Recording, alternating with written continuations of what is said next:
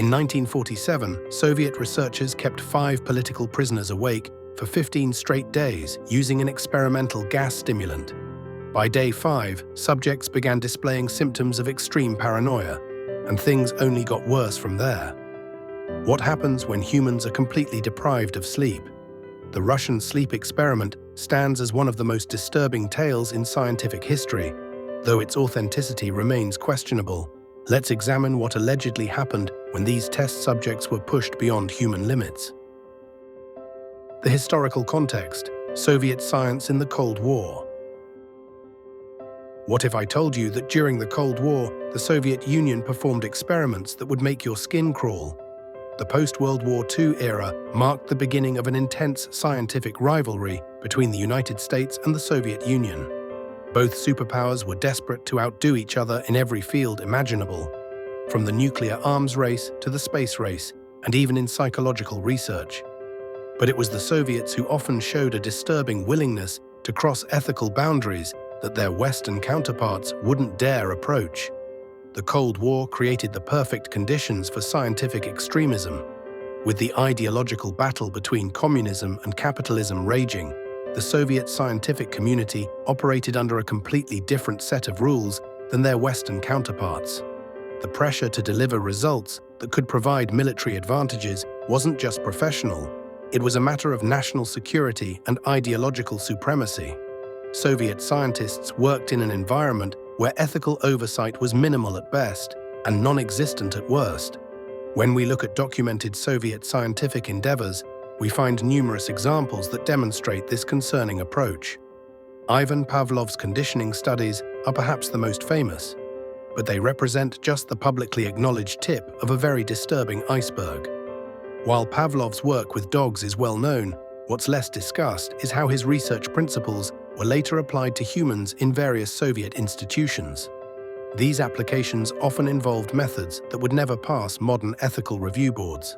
The Soviet scientific apparatus functioned with a utilitarian approach that prioritized outcomes over individual welfare. Research subjects were often viewed as tools rather than people, especially if they were prisoners or individuals deemed enemies of the state. This mindset created a research environment where human suffering could be justified if it produced valuable data for the regime. The military was particularly interested in psychological research that could give Soviet forces an edge. Sleep deprivation studies would have been especially valuable during this period for several reasons. Firstly, understanding how to keep soldiers operational for extended periods without rest could provide tactical advantages in sustained combat situations. Secondly, sleep deprivation techniques could potentially be weaponized for interrogation purposes. And finally, researching the limits of human endurance could help develop training programs for special forces who might need to operate under extreme conditions. Soviet archives that have been declassified since the fall of the USSR reveal numerous examples of ethically questionable experiments, though many records remain sealed or were likely destroyed. We know that research facilities existed specifically to test the effects of various biological and chemical compounds on humans, often without informed consent. The military scientific complex had installations dedicated to researching human resilience under extreme conditions, from radiation exposure to sensory deprivation and psychological stress. What makes the concept of something like the Russian sleep experiment particularly chilling is the perfect storm of factors that existed in the Soviet system. You had politically expendable test subjects in the form of prisoners. You had scientists under enormous pressure to produce results that could strengthen the Soviet position in the Cold War. You had military applications that justified extreme measures, and you had a secretive regime that could easily cover up failures or atrocities. The isolation of Soviet science from international oversight created the perfect breeding ground for ethical violations. While Western scientists were increasingly bound by ethical guidelines and public accountability, Soviet researchers operated behind an iron curtain, both literally and figuratively. Experimental protocols that would cause international outrage could be conducted in secret, with results either classified for military use or, if sufficiently impressive, published with sanitized methodologies. This isn't pure speculation. We have documented cases of unethical human testing from the Soviet era. For instance, there were experimental programs testing the effects of radiation on unsuspecting populations. Chemical weapons were tested on prisoners in some facilities. And psychological experimentation, including sensory deprivation and stress testing, was conducted on both volunteers and unwilling subjects. It's important to note that the American scientific community wasn't innocent either during this period. The CIA's MK-Ultra program stands as evidence that ethical violations occurred on both sides of the Cold War. However, the greater degree of press freedom and judicial oversight in the United States meant that many of these programs were eventually exposed and shut down. In the Soviet system, such checks and balances were virtually non-existent. The structure of Soviet scientific institutions further facilitated potential abuses. Research institutes often operated with significant autonomy as long as they produced results that pleased their political overseers. This created a situation where ambitious scientists could propose and conduct extreme experiments if they could justify the potential military or strategic value. The pressure to deliver breakthroughs that could give the Soviet Union an advantage meant that risks and ethical concerns were frequently minimized or ignored entirely. Within this historical context, the concept of the Russian sleep experiment, while fictional, doesn't seem as far-fetched as it should. The idea that prisoners might be used as test subjects in an extreme sleep deprivation study fits perfectly within the known parameters of Soviet scientific ethics and Cold War priorities. The military value of understanding the psychological breaking point of humans denied sleep would have been considerable, and the secrecy of the Soviet system could have easily concealed such a program. This historical backdrop makes the fictional tale uniquely unsettling. Unlike many horror stories that require complete suspension of disbelief, the Russian sleep experiment exists in an uncomfortable gray area where the fundamental premise, if not the extreme outcomes described in the story, feels disturbingly plausible given what we know about that era. The experimental setup: 5 prisoners and a gas chamber. While the historical context paints a disturbing picture, the experimental setup itself reveals an even more sinister reality. Imagine being offered freedom on a single impossible condition: that you simply never close your eyes for 30 days. For 5 political prisoners, this Faustian bargain wasn't theoretical, but a concrete proposal with walls of glass and steel. According to the story, these 5 men were locked away in what can only be described as a scientific prison. The chamber itself was small, but efficiently designed with everything needed to sustain human life: microphones to record their conversations, observation portholes for the scientists to monitor them, books to occupy their minds, beds they would eventually refuse to use, and basic amenities like running water and a toilet. This wasn't just captivity, it was calculated captivity designed to document every moment of their psychological unraveling. The chamber's design speaks volumes about the researchers' intentions. They created an environment where subjects could be studied like specimens in a petri dish. Every word recorded, every movement observed, every behavioral change documented with clinical precision. The observation portholes weren't just windows, they were the unblinking eyes of science watching as humanity deteriorated in real time. The microphones captured not just conversations, but the progressive breakdown of language and socialization that would follow. What makes this experimental design particularly chilling is how it transforms something we all take for granted, sleep, into a forbidden luxury. The gas pumped into the chamber contained a stimulant specifically engineered to prevent sleep, making the basic human need for rest chemically impossible. This wasn't just sleep deprivation through noise or interruption, it was a fundamental chemical hijacking of the brain's ability to shut down. The researchers provided enough food to last all 5 men for the full 30 days, a detail that reveals their expectation that the subjects would survive the entire experiment. This preparation shows a cold calculation. They weren't just curious about what would happen. They were meticulously planning to document the entire journey from sanity to whatever lay beyond. The food supply represented a month-long timeline for the systematic dismantling of the human psyche. Perhaps one of the most psychologically devastating aspects of the setup was the complete isolation from time itself. The subjects had no clocks, no windows to the outside world, no way to track the passing of days. This temporal isolation would eventually contribute significantly to their deterioration. Without the rhythm of day and night, or the ability to measure their progress through the experiment, the subjects existed in a timeless void where minutes could feel like hours and days could blur together. Their only connection to the outside world came through those observation windows, portals through which they were watched, but could never escape. This one-way relationship emphasized their powerlessness. They weren't participants in an experiment.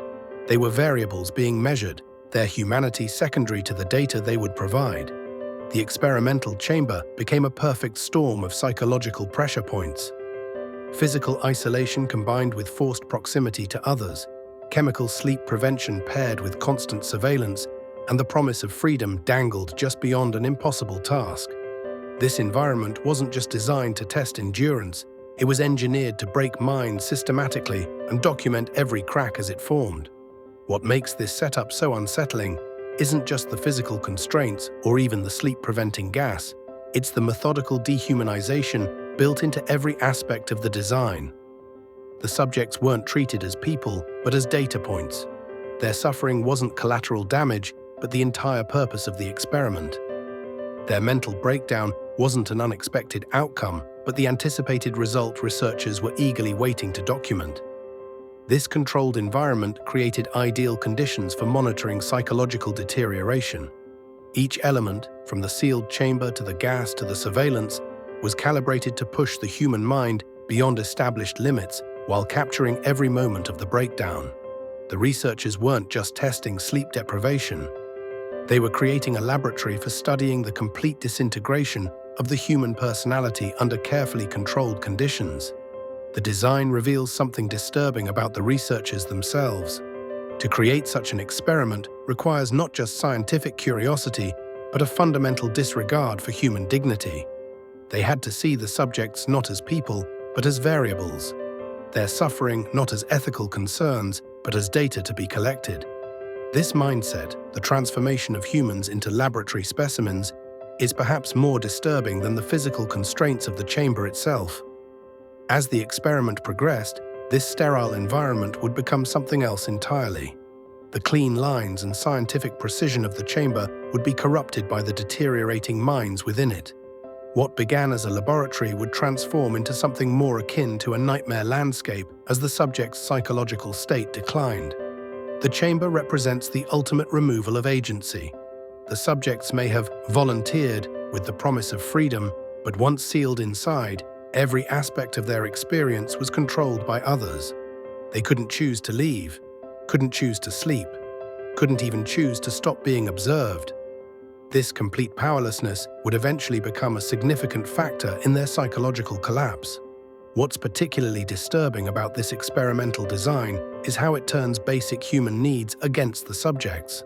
Sleep isn't just rest, it's a fundamental biological function necessary for mental health. By making sleep chemically impossible, the researchers weren't just testing endurance, but actively inducing psychological breakdown. They created conditions where madness wasn't just possible, but inevitable. Days 1 to 5. The calm before the storm. The first signs of psychological unraveling aren't always dramatic. In fact, the most disturbing aspect of the Russian sleep experiment's initial phase was how subtly the breakdown began. While the gas continuously hissed into the chamber, the subjects initially carried on with seemingly normal activities. They read the provided materials, engaged in conversations, and maintained their regular sleep patterns. To the researchers observing through the portholes, these first days appeared almost mundane, just 5 men adapting to their unusual circumstances. But by day 5, something began to shift. The change wasn't in their physical appearance or even their sleep schedules. It was in the nature of their interactions. The conversations between the prisoners gradually became more emotional and intensely personal. The men started revealing intimate thoughts and feelings they would typically keep hidden from strangers, as if the normal social barriers that filter our deepest thoughts were beginning to dissolve. This wasn't just simple chatting to pass the time. The subjects began divulging childhood memories, personal regrets, and private fears that most people would guard closely. One researcher noted in the observation log that it was like watching men in a confessional, not a laboratory.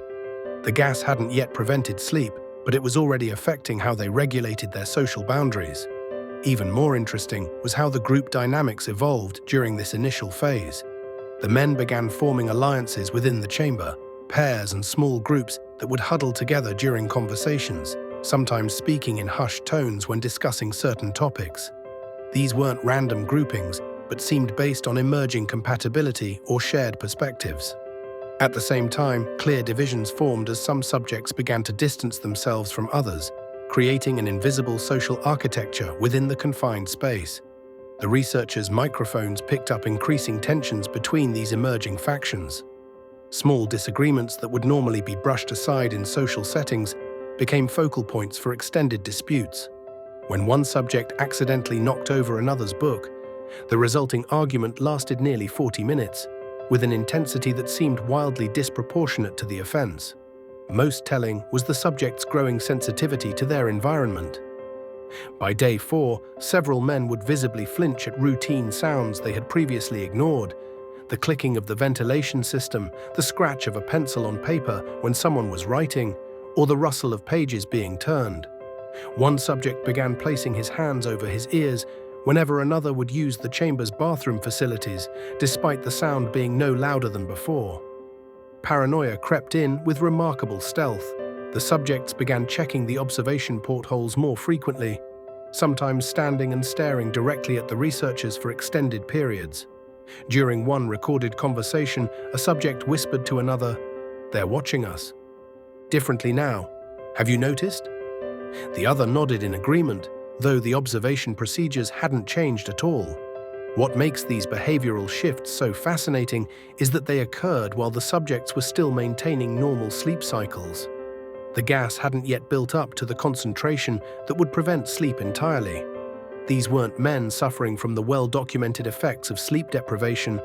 They were experiencing something more insidious, a psychological unwinding that preceded the physical denial of rest. The anxiety levels among the subjects steadily increased throughout these early days. One man began pacing the small chamber for hours at a time, his path becoming so consistent that researchers noted he was wearing a visible track into the floor. Another developed a habit of repeatedly washing his hands until they were raw, muttering about contamination, though nothing new had been introduced to the chamber. Most researchers observing the experiment initially dismissed these behaviors as simple adjustment to confinement. After all, being locked in a chamber with 4 strangers would make anyone somewhat anxious. But the lead scientist recognized something more significant was happening. In his notes from day 5, he wrote, "We are witnessing the dissolution of social conditioning before the physical effects of sleep deprivation even begin. It appears the gas may have psychological properties beyond preventing sleep." The researchers debated whether these changes were simply a response to confinement, or if the experimental gas was affecting brain chemistry in unexpected ways. The stimulant was designed to target sleep centers in the brain, but could it also be impacting the regions responsible for emotional regulation and social behavior? The question remained unanswered as they continued their observations. By the end of day 5, the subjects had established new behavioral patterns that would have been unthinkable just days earlier. One man collected all the pencils and kept them arranged in perfect parallel lines, becoming visibly distressed if anyone disturbed them. 2 others had developed an elaborate system of communication involving hand signals that seemed unnecessary in such a small space where they could easily speak to each other.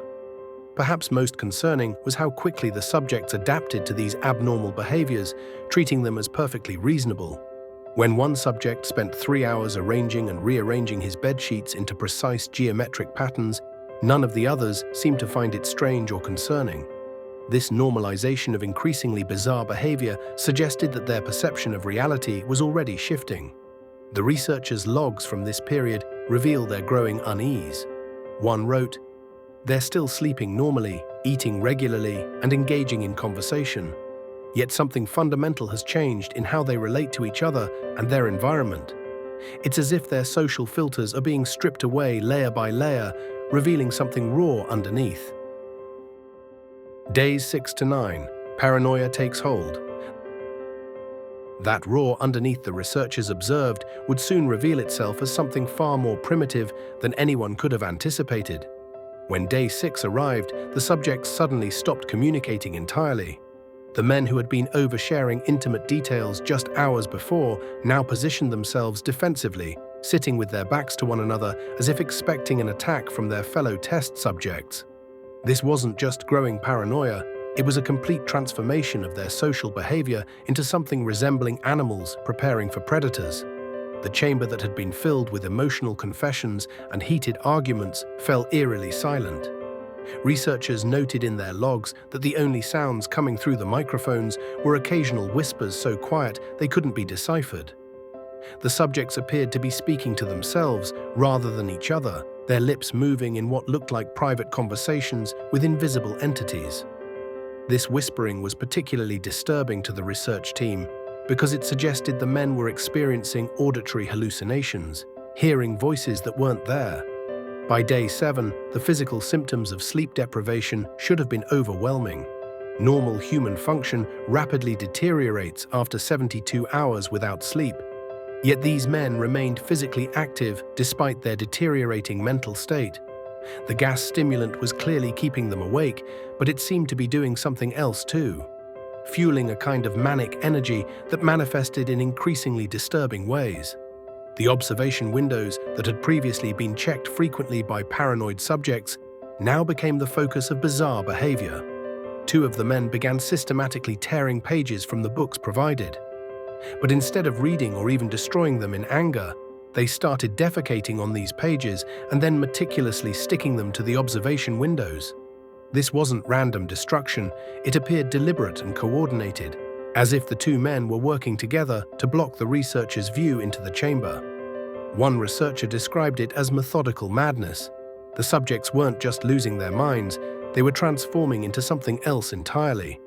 Their behavior suggested they no longer identified with being observed humans in an experiment, but had developed a hostile relationship with their observers.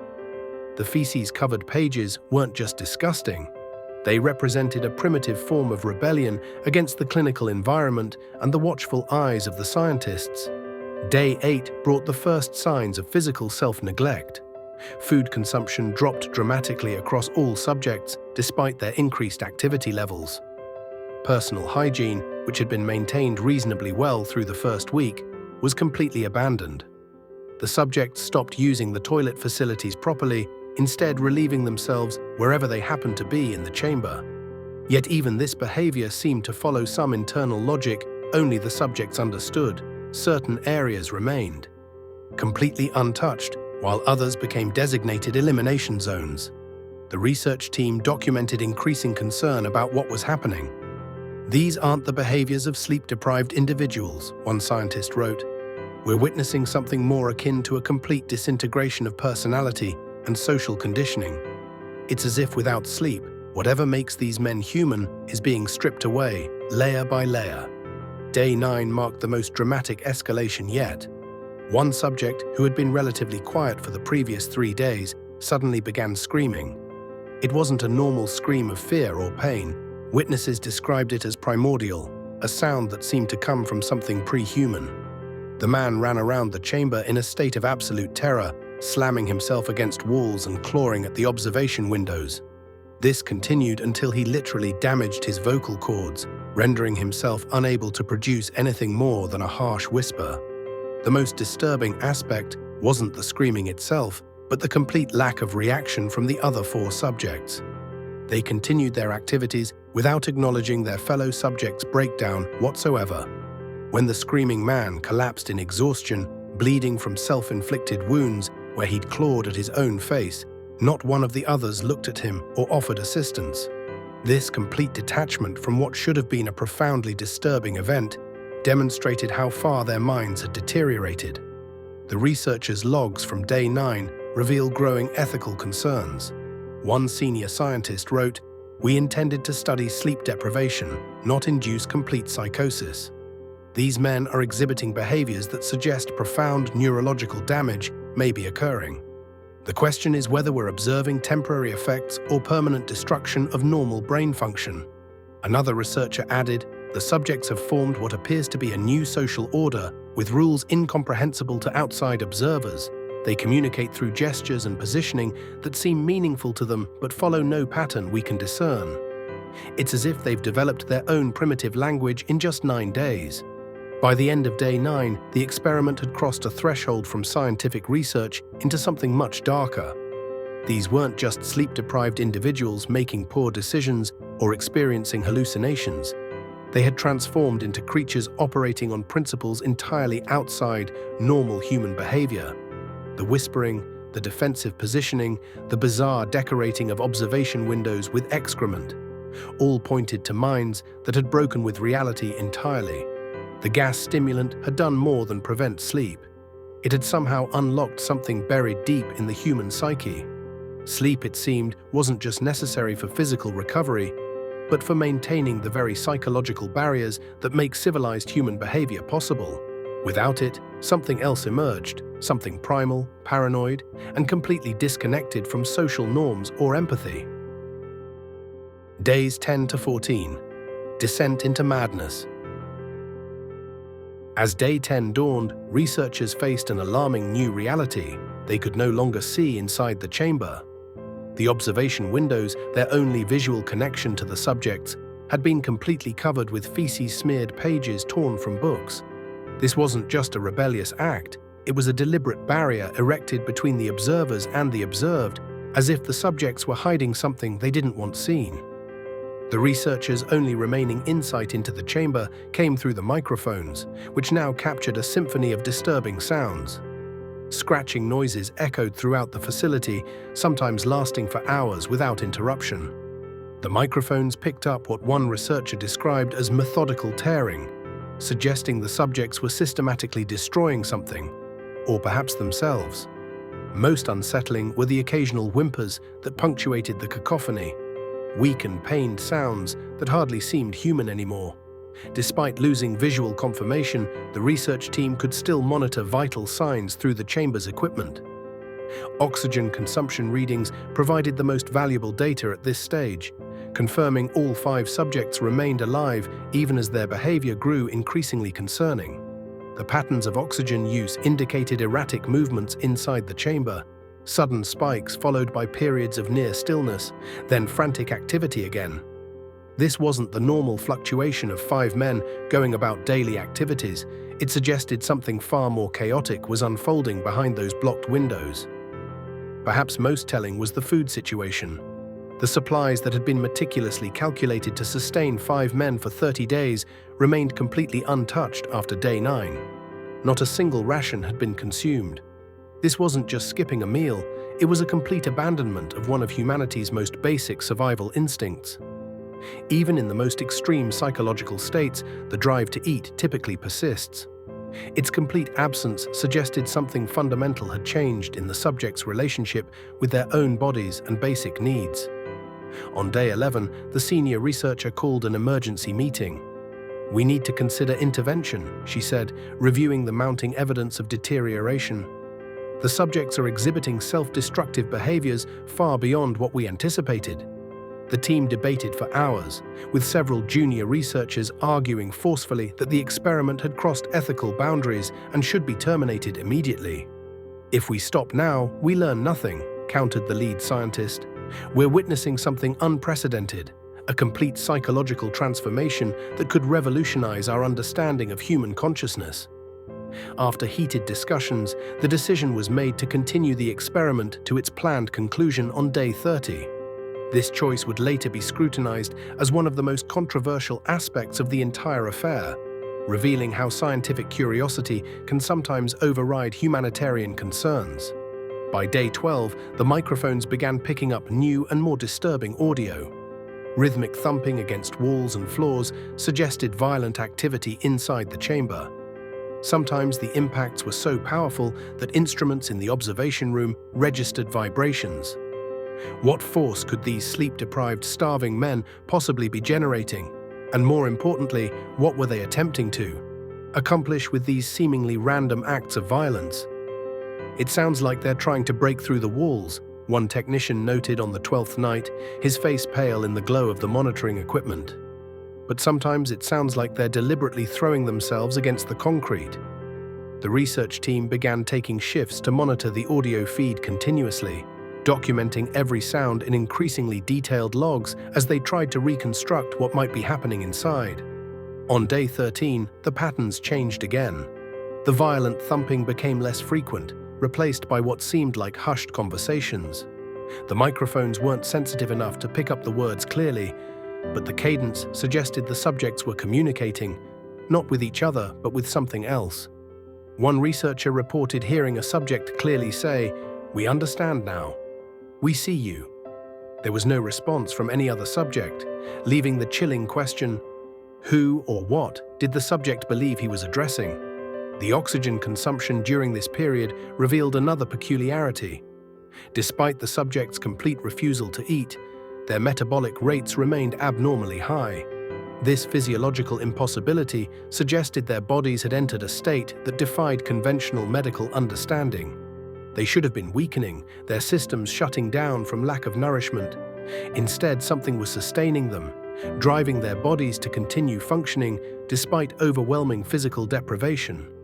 It's as if sleep deprivation has triggered some kind of alternate metabolic pathway, the medical officer theorized. Their bodies are consuming something, but it's not the food we provided. This observation led to disturbing speculation among the team about what might actually be sustaining the subjects, with some theories too gruesome to document in the official reports. By day 14, the soundscape from the chamber had transformed yet again. The whimpering had stopped entirely, replaced by occasional bursts of laughter. Not joyful or humorous, but hollow and discordant. 3 distinct voices could be identified taking turns in this unsettling chorus, suggesting that at least 3 subjects remained capable of vocalization. The laughter often came in response to periods of silence, as if they were reacting to something only they could perceive. The research team's psychological consultant warned that they were likely witnessing a complete psychotic break across all subjects. "What we're hearing isn't 5 individuals anymore," she explained. "The separate personalities have dissolved. Whatever exists in that chamber now is something collective, operating with shared delusions and a unified purpose we can't yet comprehend." As the 14th day ended, the microphones captured a final disturbing development.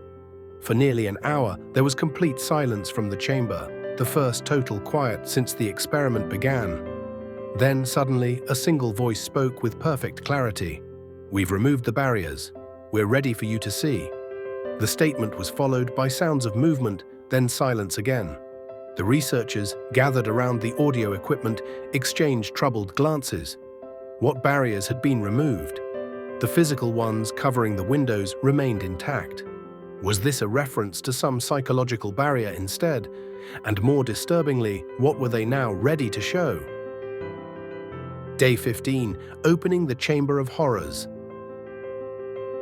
The final message came crackling through the speakers after 15 days. "We no longer want to be freed." The research team exchanged horrified glances, their faces draining of color as they processed those 6 simple words. What kind of psychological transformation could have occurred to make captive test subjects reject the promise of freedom? This wasn't just sleep deprivation anymore. This was something far more profound and disturbing. After hours of debate and growing concern about what had become of the test subjects, the research team made the fateful decision to open the chamber. Military personnel stood by with restraints and sedatives, prepared for any resistance. No one, however, was prepared for what awaited them inside. The chamber door opened with a hiss, releasing a stench so putrid that several researchers immediately vomited. The overwhelming smell of blood, feces, and decaying flesh flooded the corridor. As their eyes adjusted to the dim light, the true horror of what had occurred inside became visible. The subjects were still alive, all 5 of them, but what remained could barely be classified as human. Their bodies were in a state that defied medical understanding. Each subject had methodically torn chunks of flesh from their own bodies, exposing bones and muscles in a grotesque display of self-mutilation. One man had peeled back the skin of his face like a mask, revealing the raw, bloody tissue beneath. Another had systematically broken his own fingers, leaving them bent at impossible angles. "They should be dead," whispered the medical officer, his voice trembling. The blood loss alone should have killed them days ago. Most disturbing was what the subjects had done to their abdomens. Each man had somehow performed crude self-surgery, opening their abdominal cavities and removing portions of their own intestines. The organs lay strewn about them in piles, some desiccated, others still glistening with blood. Yet somehow, impossibly, the subjects remained not just alive but conscious and alert. None of the provided food had been consumed, not a single package had been opened. Instead, the blood smeared around their mouths told a different story. They had been consuming parts of themselves, engaging in self-cannibalism that should have resulted in death long before the researchers opened the chamber. One subject sat in the corner, calmly winding his own intestines around his wrist like a grotesque bracelet. His eyes, unnaturally wide and alert, followed the researcher's movements with an intelligence that seemed impossible given his physical condition. Another subject had carved intricate patterns into his exposed muscles, creating a macabre artwork from his own flesh. "This is medically impossible," the lead physician muttered, documenting the scene with shaking hands. "The human body has limitations. Pain alone should have rendered them unconscious. The shock and blood loss should have killed them within hours of these injuries. Yet there they sat, 5 men who had transcended normal human limitations through some perversion of consciousness, brought on by extreme sleep deprivation. Their eyes revealed no pain, only an unsettling alertness and awareness. They watched the researchers with an almost predatory focus, as if they were the observers and the scientists the subjects. What was perhaps most chilling was the complete lack of distress. The subjects showed no signs of suffering, despite injuries that should have been producing unbearable agony. Instead, they seemed almost peaceful, as if they had discovered some terrible truth through their self-mutilation. The research team's medical experts struggled to comprehend what they were seeing. Human physiology has well-established boundaries. The body shuts down after certain thresholds of trauma are crossed. These men should have died from infection alone, yet they showed no signs of fever or sepsis, despite open wounds that had clearly been festering for days. One researcher theorized that the extreme sleep deprivation had fundamentally altered their pain perception, essentially disconnecting the subjects from their body's normal self-preservation mechanisms.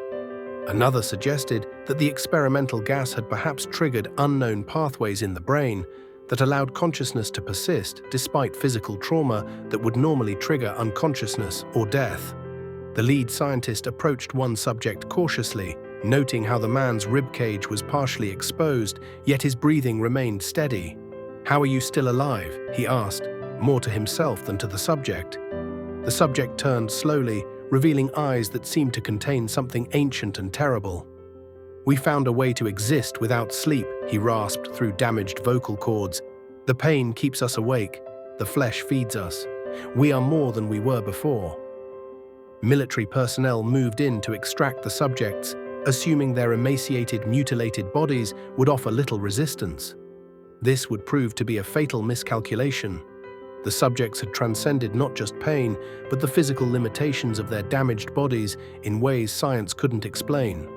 The chamber had transformed the subjects into something that existed in a state beyond normal human consciousness, beings that had discovered how to remain awake indefinitely through self-mutilation and the consumption of their own flesh. They had become something that thrived on pain rather than being diminished by it. As the medical team prepared to remove them from the chamber, they faced an unsettling reality. These weren't just sleep-deprived test subjects anymore. They were something else, something that had crossed boundaries of human experience that perhaps were never meant to be crossed. The extreme state of sleep deprivation had completely altered their perception of pain and destroyed their self-preservation instincts. Documented cases of psychosis-induced self-harm exist in medical literature, but nothing approaching this level of systematic mutilation, with subjects remaining not just alive, but cognitively present.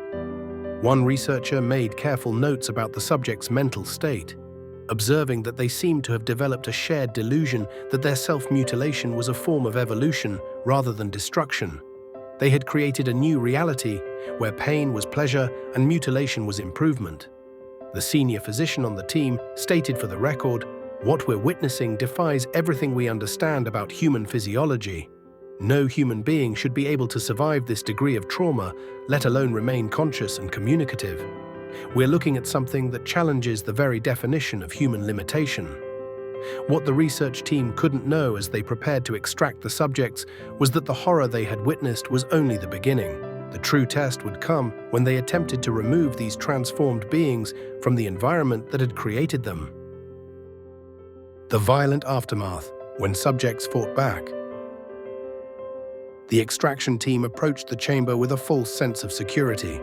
Armed with sedatives, restraints, and years of training, they believed they were prepared for whatever awaited them. After all, how much resistance could 5 emaciated, self-mutilated test subjects possibly offer? This miscalculation would cost them dearly. The moment they made physical contact with the subjects, something impossible happened. These walking corpses, men who had torn out their own organs, who were missing chunks of muscle mass, who should have been too weak to even stand, erupted with a strength that defied all medical understanding. The first guard who attempted to restrain one subject was thrown across the room with such force that his spine shattered against the wall. He died instantly. "We've got a situation," shouted the team leader as chaos erupted. The extraction team scrambled to respond, but they were overwhelmed by the subject's ferocity.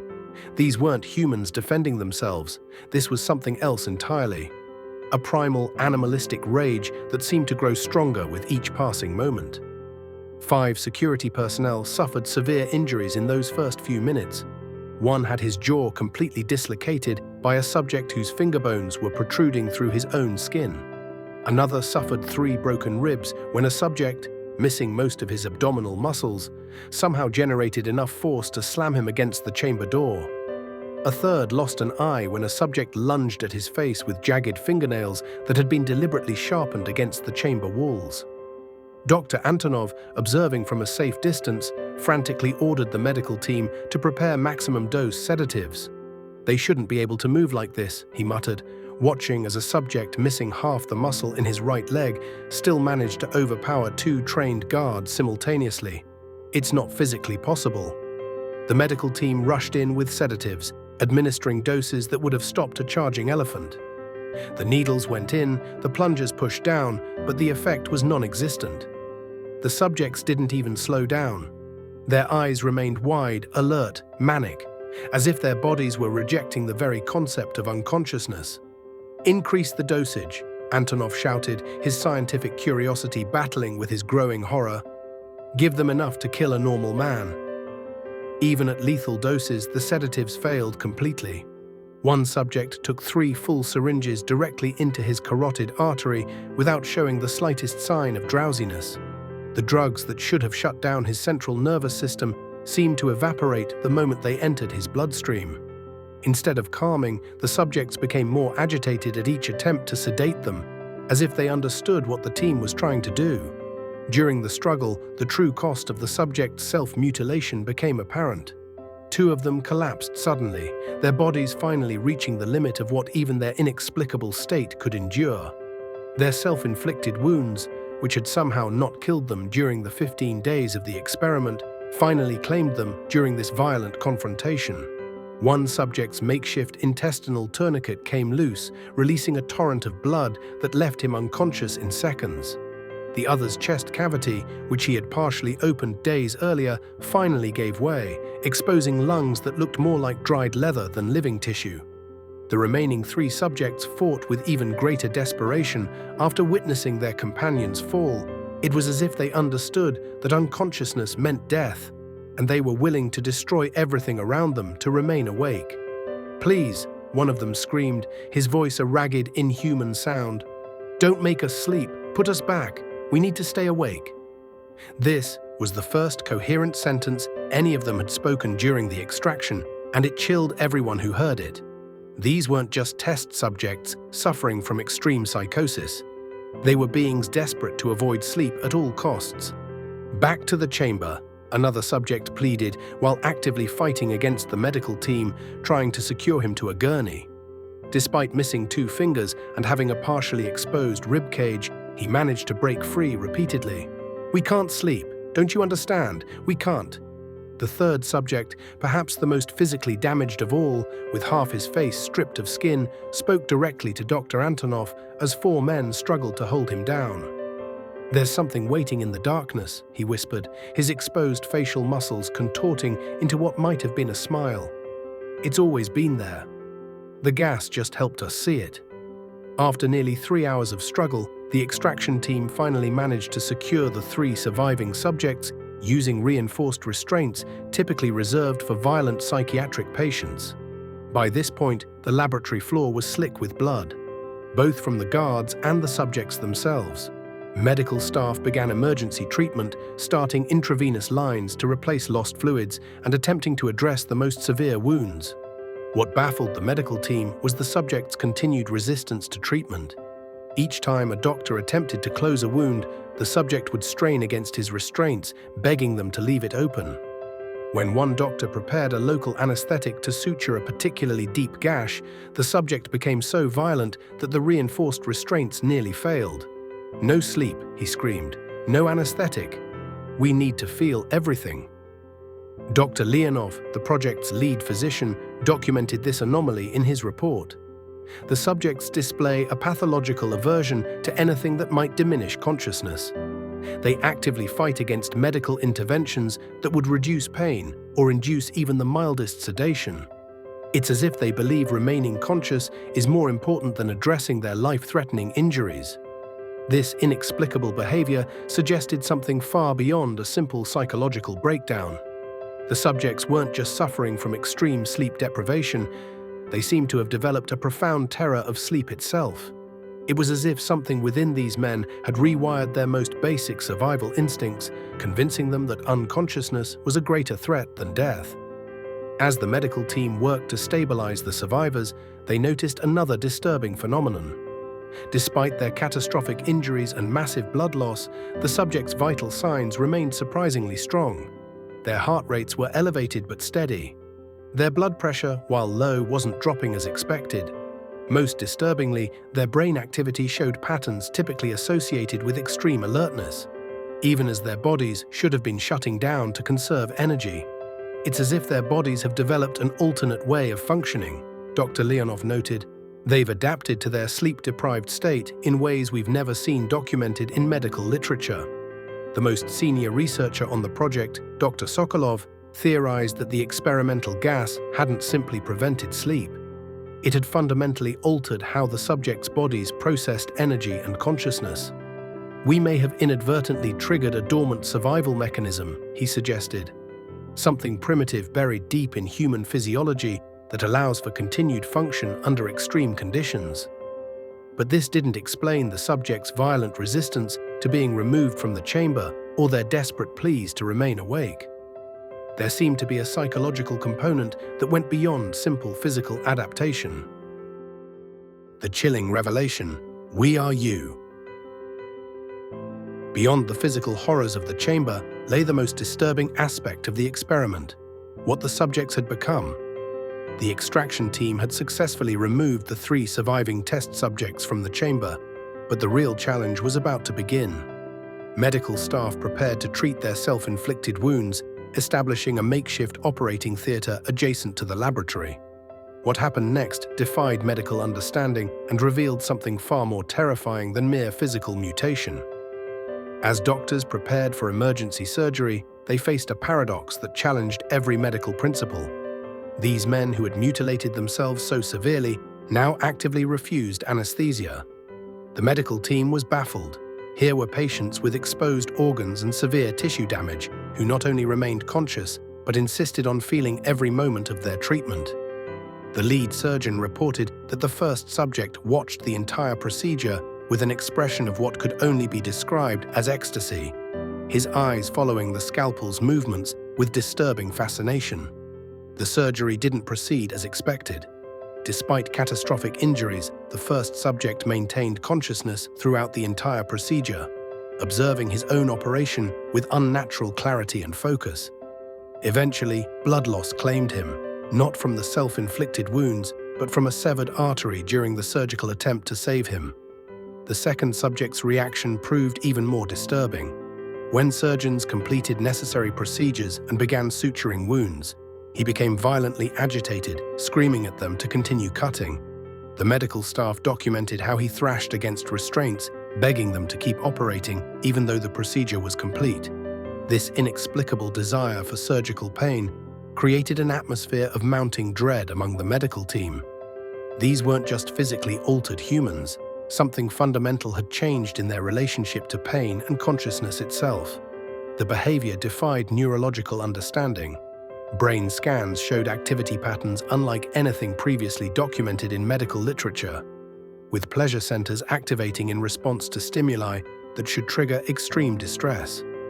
The most revealing moment came during an interaction with the third and final surviving subject.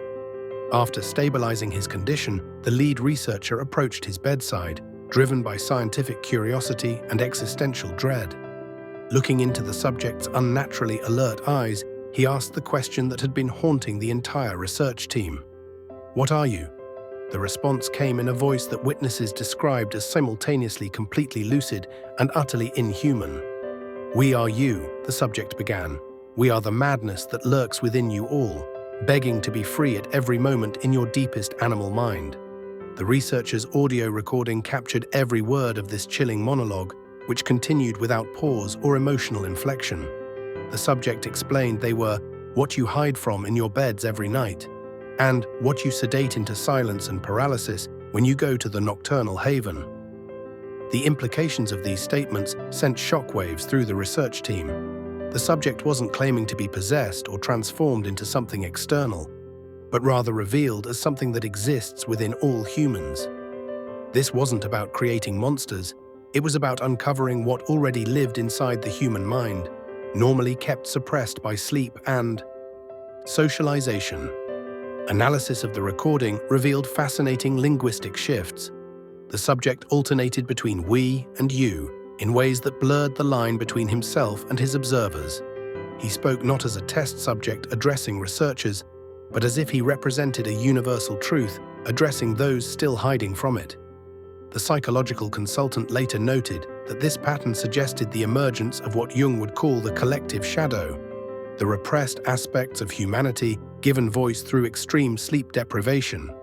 The subject's explanation continued with disturbing clarity, suggesting that sleep serves a more profound purpose than mere biological maintenance.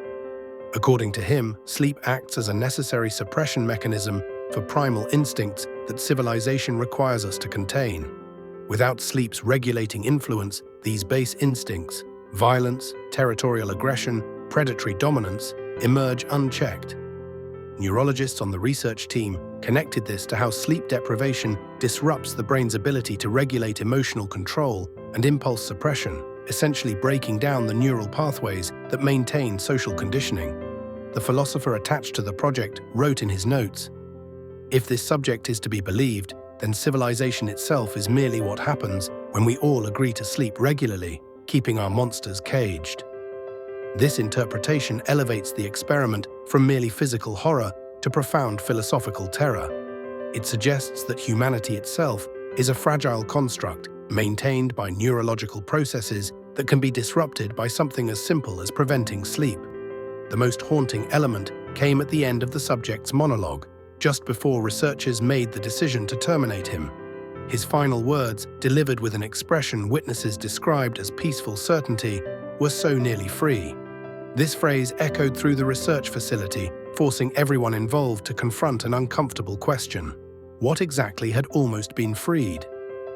And what would happen if it were ever fully unleashed?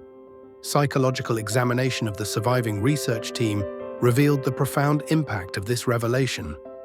Several developed severe insomnia, afraid of what might await them in sleep after hearing the subject's claims. Others became obsessed with monitoring their own thoughts, suddenly hyper-aware of impulses they previously ignored. The lead researcher reportedly destroyed all his personal journals and research notes before taking his own life 3 months after the experiment concluded. The philosophical implications extend beyond the immediate horror of the experiment. If sleep functions as a necessary suppression of our darkest impulses, then every human carries within them the potential for transformation into something resembling the test subjects. The thin veneer of civilization, our social norms, moral codes, and ethical boundaries might be maintained primarily by the neurological reset that sleep provides. Without it, perhaps we all would eventually become what they became. This revelation transforms the Russian sleep experiment from a mere physical horror story into something far more disturbing, a philosophical nightmare about human nature itself. It suggests that our humanity isn't an inherent quality, but a precarious state maintained by biological processes we barely understand. The monsters weren't created by the experiment, they were merely unveiled, their humanity stripped away to reveal what lurked beneath. Fact versus fiction, the origin of the Russian sleep experiment story. After all our exploration of this nightmarish scenario where human nature is stripped bare, we need to confront an uncomfortable truth that changes everything about this story.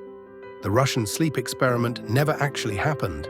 Despite countless YouTube videos, Reddit threads, and even academic discussions treating it as historical fact, the entire tale originated as a piece of internet fiction barely more than a decade ago.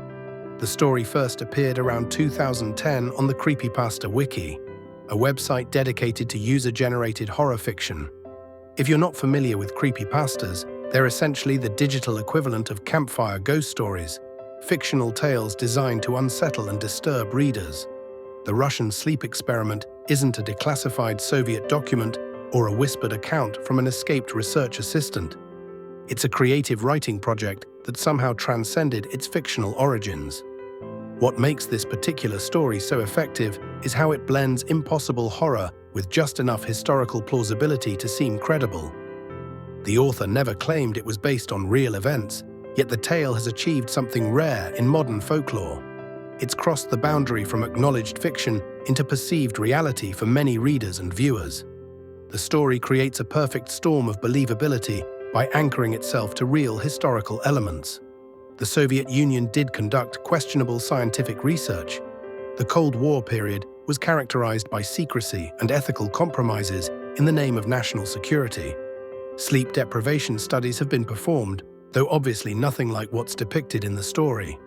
These kernels of truth make it easier for readers to accept the more outlandish elements of the tale.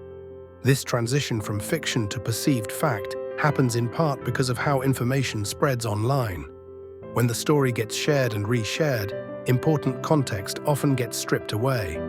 What begins as, "Here's a creepy story I read," transforms into, "Did you know this happened?" With each retelling, video creators and content publishers often present the story as factual because it generates more engagement and views. After all, a true horror story is inherently more compelling than an acknowledged work of fiction.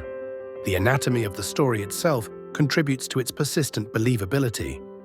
Notice how it includes specific details that seem to lend credibility. Exact timeframes, technical terminology, and detailed descriptions of the experimental setup. The narrative unfolds like a scientific report with clinical detachment, making the horrific elements seem more plausible. It also contains just enough medical impossibilities that if you don't have specialized knowledge, might seem just barely within the realm of possibility. Another factor in the story's longevity is its narrative structure. It builds gradually from the plausible to the impossible, easing readers into accepting each escalation. By the time we reach the physically impossible self-mutilation and superhuman strength, we've already accepted the premise and characters as real. The author understood that once you've established trust with readers through seemingly credible early details, they're more likely to accept increasingly outlandish developments. Even the story's setting contributes to its perceived authenticity. By placing the experiment in Soviet Russia, the author taps into Western perceptions of the USSR as a place where ethics were secondary to scientific and military advancement. This geographical and historical distance makes verification seem difficult, providing a convenient explanation for why there might not be readily available evidence. Yet despite all these elements designed to create verisimilitude, the story contains numerous red flags that reveal its fictional nature. The subject's surviving catastrophic self-mutilation defies basic medical science. The gas that prevents sleep yet maintains consciousness contradicts our understanding of brain chemistry. The philosophical monologue delivered by a mutilated, sleep-deprived subject is far too coherent and thematically convenient to be authentic.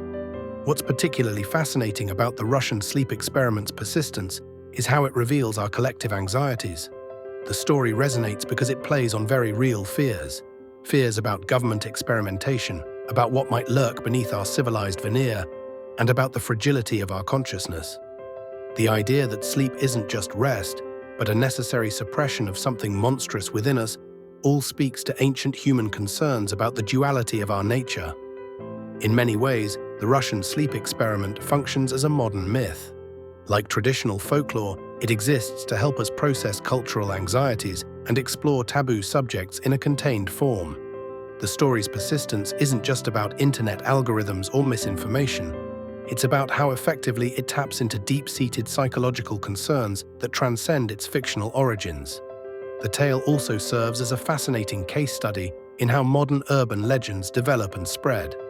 Unlike traditional folklore that evolved slowly through oral tradition over generations, digital stories like this can achieve worldwide circulation in months. They can be presented in formats that mimic journalistic or documentary conventions, further blurring the line between fact and fiction. This phenomenon isn't unique to the Russian sleep experiment.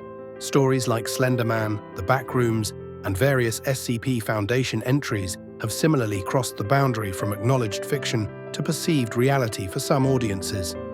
What sets the Russian sleep experiment apart is how it anchors itself in historical plausibility rather than supernatural elements, making it more accessible to skeptical readers.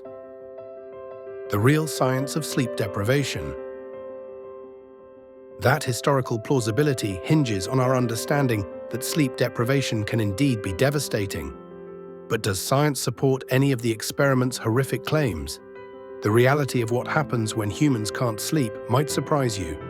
It's both less theatrical and more fundamentally disturbing than any creepypasta could imagine. When scientists actually study sleep deprivation, they operate under completely different conditions than our fictional Soviet researchers. Modern sleep studies follow strict ethical guidelines that prioritize participant safety above all else. Researchers monitor vital signs constantly, provide medical support, and most importantly, they're prepared to stop the experiment immediately if a participant shows signs of serious distress. The longest scientifically documented case of intentional sleep deprivation happened in 1964, when a 17-year-old high school student named Randy Gardner stayed awake for 11 days, 264 hours, as a science fair project. While Gardner certainly experienced severe symptoms, his ordeal bears little resemblance to the nightmare scenario depicted in the Russian sleep experiment story. By day 3 of Gardner's experiment, he developed coordination problems and had trouble focusing his eyes. Around day 4, he became irritable and uncooperative. By day 5, he started having hallucinations, seeing a street sign as a person and mistaking a researcher for someone else. These symptoms progressively worsened, with paranoia setting in and his speech becoming slurred and difficult to understand. What's particularly noteworthy about Gardner's case is what didn't happen. Despite severe psychological strain, he never became violent toward himself or others. He never displayed superhuman strength or resistance to sedation. And perhaps most importantly, his body never developed an ability to function without sleep. Quite the opposite, in fact. One of the key scientific impossibilities in the Russian sleep experiment narrative is the idea that humans can remain completely awake for 30 days. In reality, the brain has built-in fail-safe mechanisms that force sleep regardless of stimulants or willpower. After extended sleep deprivation, the brain begins to initiate microsleeps, brief episodes lasting seconds or minutes where parts of the brain essentially shut down, despite the person appearing to be awake. These microsleeps occur involuntarily and increasingly frequently as sleep deprivation progresses. The person might not even realize they're happening. Their eyes might remain open, they might continue simple activities, but their brain is essentially forcing them to take small sleep breaks. This makes the premise of complete sleeplessness for 30 days biologically impossible, even with powerful stimulants. The actual physiological effects of prolonged sleep deprivation are severe, but follow a predictable pattern that differs significantly from the fictional account. Without sleep, our immune system function rapidly deteriorates, making us vulnerable to infection.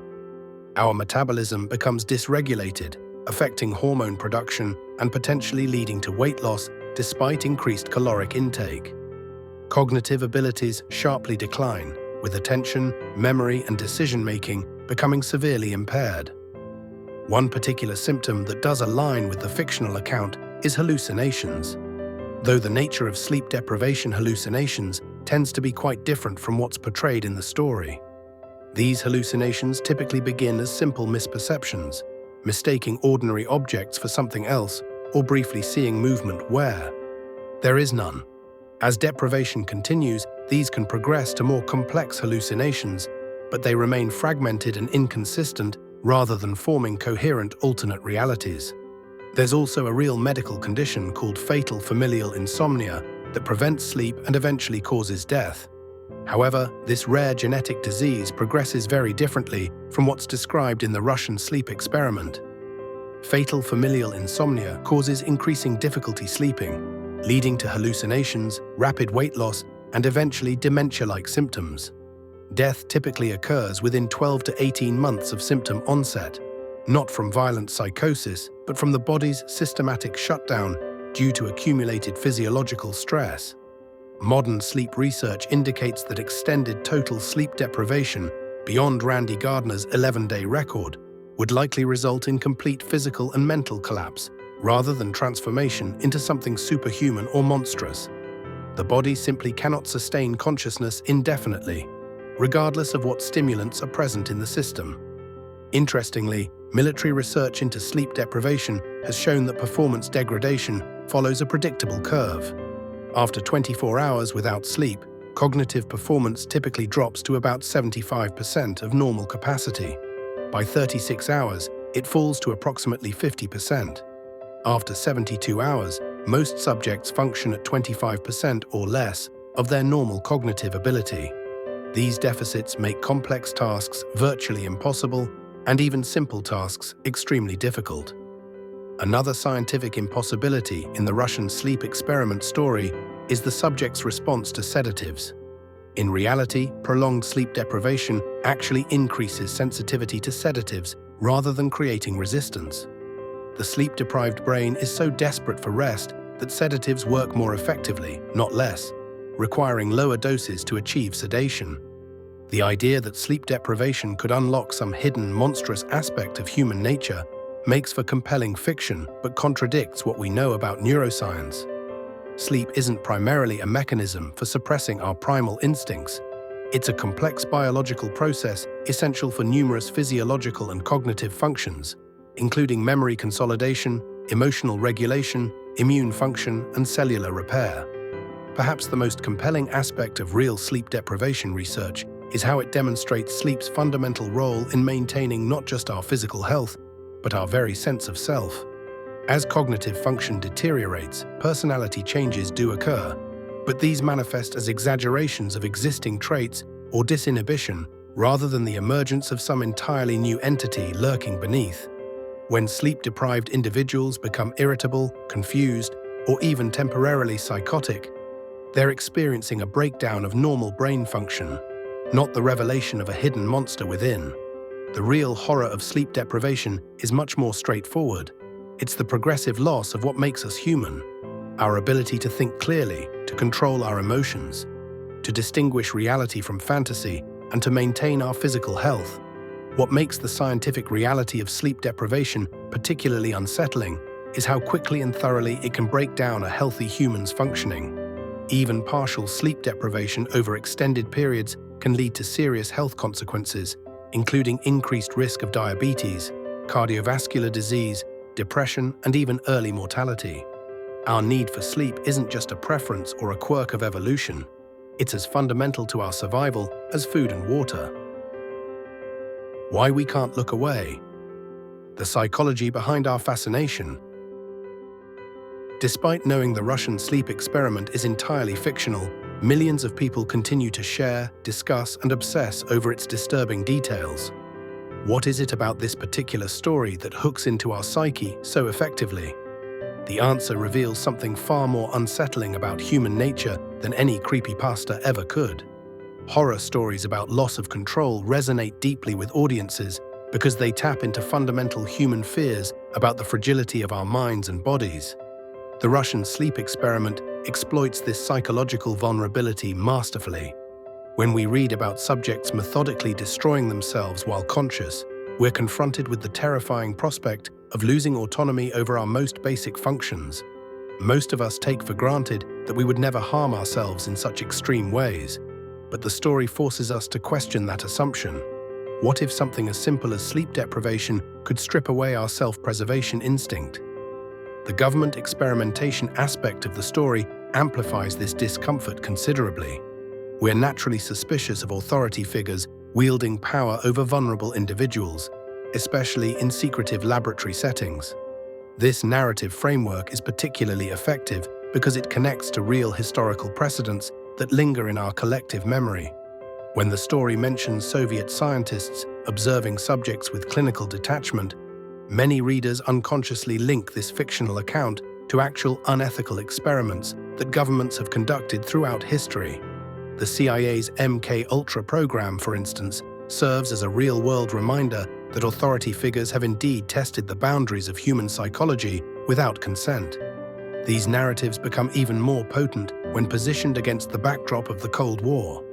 The Russian sleep experiment plays on collective cultural anxieties that were genuinely prevalent during this period, when many Americans and Western Europeans lived with the constant awareness that secretive foreign powers might be conducting horrifying experiments behind closed doors. Even for those born after this era, these anxieties have been transmitted through popular culture, historical accounts, and family stories. The Cold War setting provides built-in plausibility that helps the story embed itself more deeply in our imagination.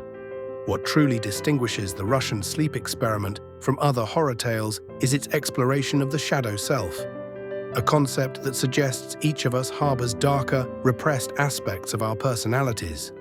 When the fictional subject claims, "We are the madness that lurks within you all," it's a statement that resonates on a primal level. This chilling revelation suggests that the horrifying transformation wasn't created by the experiment itself, but merely unleashed something already present within all humans. The implication that sleep suppresses these monstrous tendencies every night makes the story genuinely unsettling. It transforms a universal human experience, sleeping, into something potentially sinister.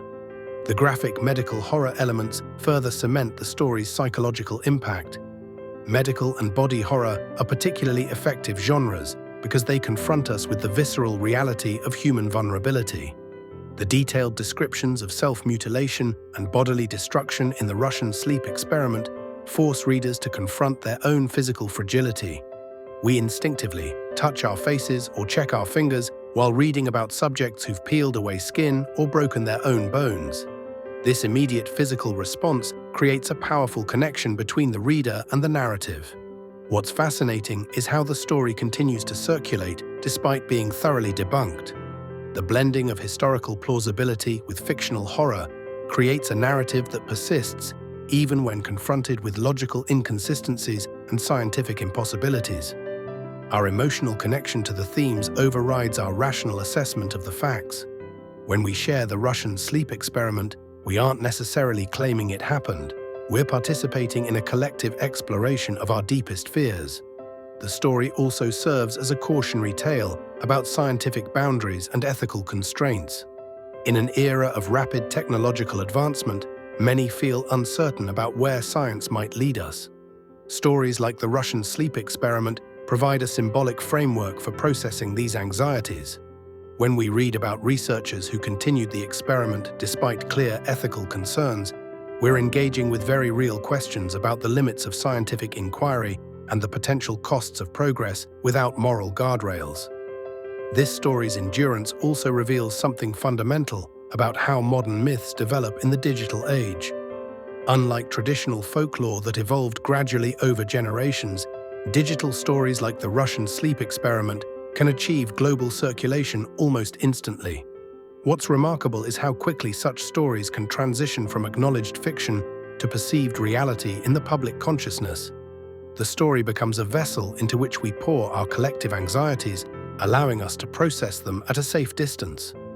Perhaps the most compelling aspect of the Russian sleep experiment's psychology is how it transforms something universal and necessary, sleep, into a source of potential danger. Every human needs sleep, making this vulnerability impossible to escape. While we might avoid dark alleys or haunted houses, we cannot avoid closing our eyes each night.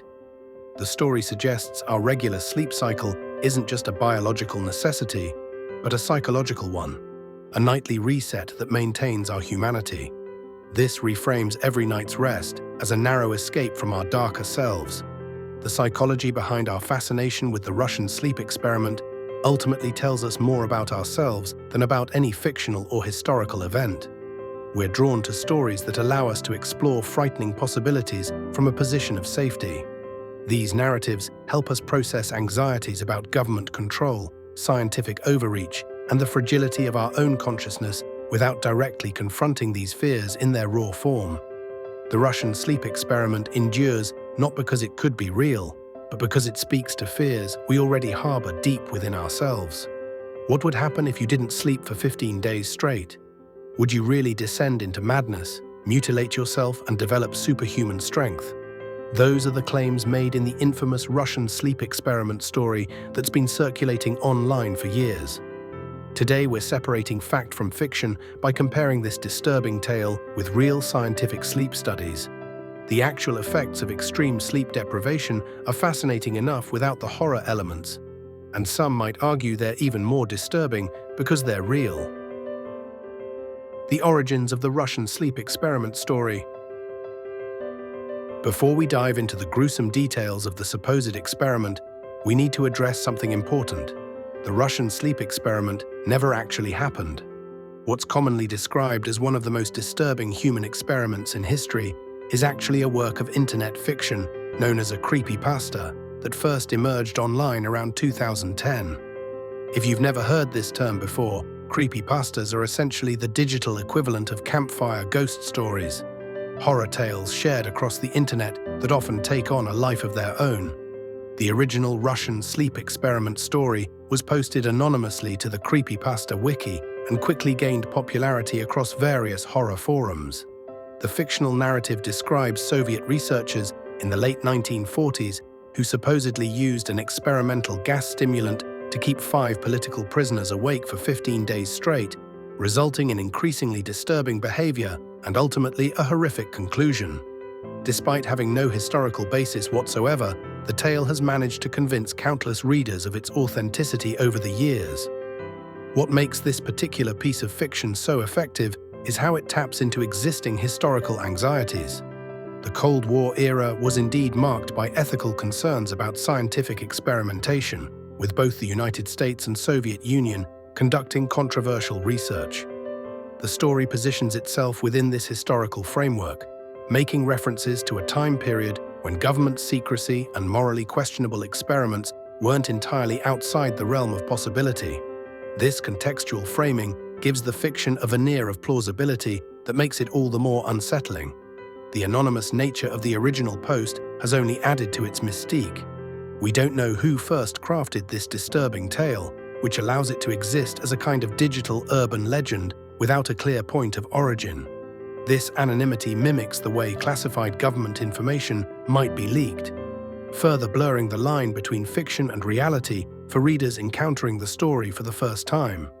What's particularly fascinating about the Russian sleep experiment spread is how it demonstrates the way information and misinformation travels in the digital age.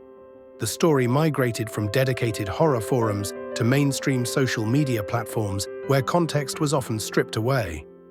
Screenshots of the text would appear on sites like Facebook, Twitter, and later TikTok, divorced from any indication that the content was fictional. Each time the story resurfaced, a new generation of internet users would encounter it as supposed historical fact rather than creative fiction. The internet's selective memory has also played a role in the story's persistence. While debunking resources exist, they don't spread with the same viral enthusiasm as the shocking tale itself. The horrific concept and gruesome details make for compelling, shareable content, regardless of their factual basis. Each new wave of social media, users discovers the story, believes it, shares it, and eventually maybe learns it's fiction. But by then, the damage is done and the cycle continues. Even more interesting is how the story has evolved over time. Various images purporting to be from the experiment have circulated online despite the fact that no such experiment occurred. These images, usually grisly photos from horror movies, medical procedures, or even crime scenes, get attached to the narrative, further cementing its perceived authenticity in the minds of unsuspecting readers. The story has essentially developed its own visual folklore despite being completely fictional. The sleep experiment story plays particularly well into our collective anxieties about sleep itself. Sleep is universal, everyone needs it, yet it remains somewhat mysterious. The idea that something catastrophic might happen if we're forcibly kept from this essential biological function speaks to a primal fear. We all know how disoriented we feel after just one night of poor sleep. The story extrapolates this common experience to horrifying extremes. What's most intriguing about the Russian sleep experiment's endurance is that it reveals something fundamental about human psychology. People are often more willing to believe information that aligns with their existing worldview. For many Western readers, the idea of unethical Soviet experiments matches preconceived notions about the Cold War era, making the story easier to accept without critical examination. This confirmation bias helps explain why the tale continues to be mistaken for historical fact, despite overwhelming evidence to the contrary. Some versions of the story include supposed photographs or documents allegedly declassified after decades of secrecy. These fabricated elements lend an air of authenticity that makes the story even more convincing to casual readers. The framing mimics how real historical atrocities are sometimes revealed through document declassification or whistleblower testimony, providing a familiar framework that makes the fictional content seem more plausible. In an age of conspiracy theories and misinformation, the Russian sleep experiment serves as a fascinating case study in how fiction can be misinterpreted as fact when it aligns with existing beliefs about historical events. Despite being completely made up, the story continues to circulate as supposedly declassified information, particularly among younger internet users encountering it for the first time. The persistence of this fictional experiment in the public consciousness speaks to our collective fascination with the darkest potentials of human experimentation. While there were certainly unethical experiments conducted during the Cold War era, the CIA's MK-Ultra program and various radiation studies in the United States, for example, none match the specific details of this fictional account. The story has essentially created a false memory in our collective understanding of history. The plot and horrific details of the fictional experiment. What starts as seemingly ordinary gradually transforms into the stuff of nightmares.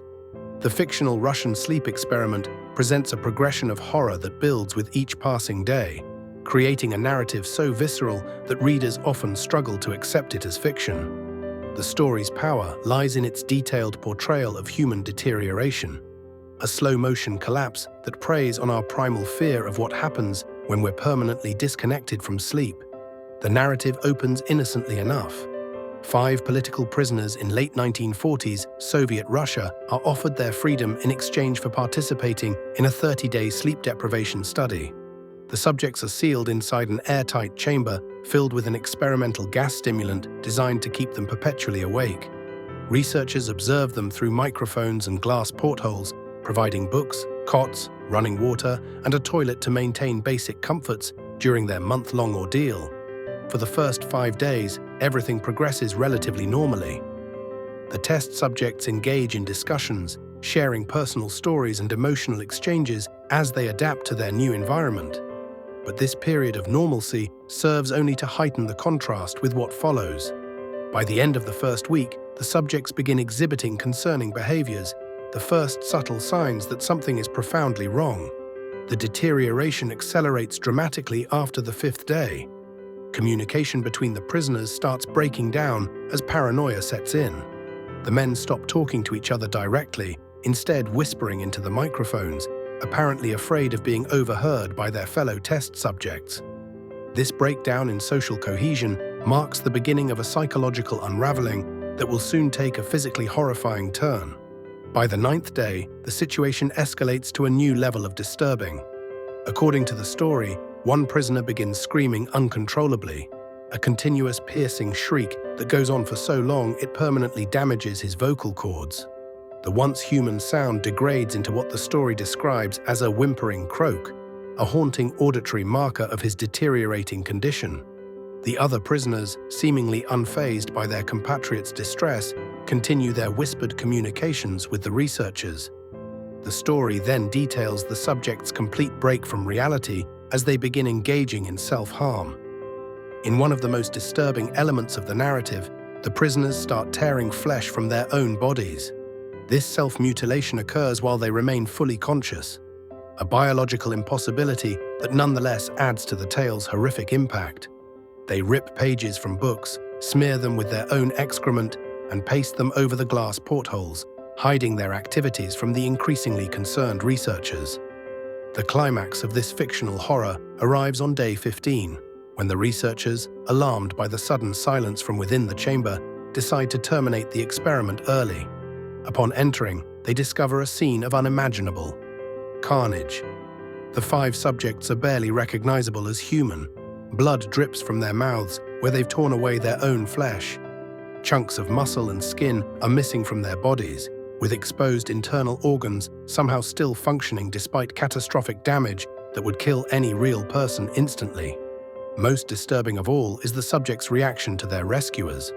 Rather than expressing relief at their nightmare's end, they beg to keep the gas flowing, fighting violently against attempts to remove them from the chamber.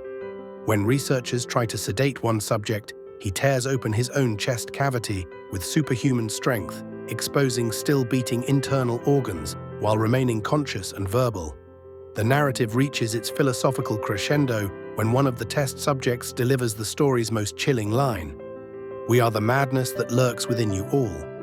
This statement suggests that sleep deprivation hasn't created something new, but rather unleashed something primitive and terrible that exists inside every human being. A darkness kept at bay only by the regular reset of consciousness that sleep provides. As researchers attempt to understand what's happened, the fictional account describes the subject's impossible resilience. When sedated, they stop breathing. When mechanical ventilation is applied, they die. It's as though the gas has fundamentally changed their physiology, making normal sleep a fatal proposition. One by one, the subjects die in various gruesome ways, with the lone survivor begging to be kept on the gas even as his body fails. What makes this fictional narrative particularly effective as horror is its methodical progression. It starts with plausibility. We know sleep deprivation causes psychological distress, and gradually introduces increasingly impossible elements. By the time readers encounter the truly supernatural aspects, they're already emotionally invested in the scenario. The story exploits our instinctive fear of losing control, suggesting that without sleep, we might become unrecognizable even to ourselves. Different versions of the story have emerged across internet platforms over the years, with small details changing as the tale spread. However, the core elements remain consistent.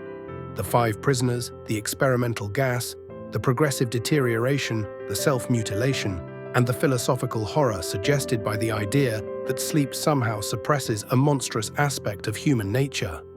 These consistent elements have helped the story maintain its impact as it traveled through digital culture. The fictional experiment touches something primal in our relationship with sleep. We spend roughly a third of our lives unconscious, trusting that we'll wake up as ourselves. The Russian sleep experiment narrative violates that trust, suggesting that the boundary between our waking selves and something much darker might be as thin as a few nights of missed sleep. It transforms sleep from a biological function into a spiritual necessity, a buffer between humanity and madness.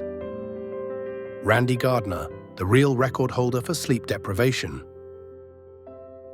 While fictional horror stories make for captivating entertainment, the boundary between imagination and reality becomes clearer when we examine actual cases of extreme sleep deprivation. If you're wondering what really happens when humans push past their normal sleep limits, there's no better documented case than the remarkable feat accomplished by a California teenager in the mid-1960s. Unlike our fictional Soviet subjects trapped in a nightmare scenario, Randy Gardner approached sleeplessness voluntarily.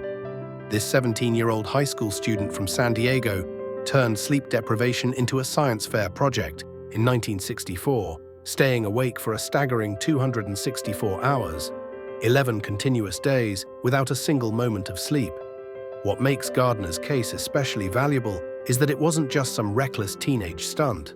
It was monitored by legitimate scientific observers, including Stanford sleep researcher Dr. William Dement, who documented the progression of symptoms throughout the experiment. Gardner's experience reveals what really happens when the human mind is deprived of its essential reset button. By the second day of his sleepless marathon, his body had already begun showing clear signs of deterioration. His vision started faltering as he struggled to focus his eyes properly.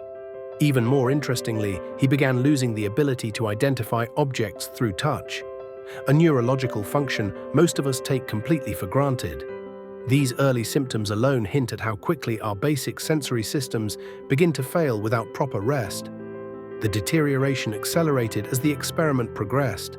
By day 3, Gardner's personality underwent noticeable changes. The once focused student became increasingly moody and irritable, with his physical coordination simultaneously beginning to fail. Simple movements became challenging as his body struggled to function without its regular period of recovery and restoration. This progression provides a fascinating contrast to the fictional experiment, showing how real sleep deprivation affects our emotional regulation and motor functions long before any extreme behaviors emerge. When Gardner reached the 4th day without sleep, his brain began creating its own reality.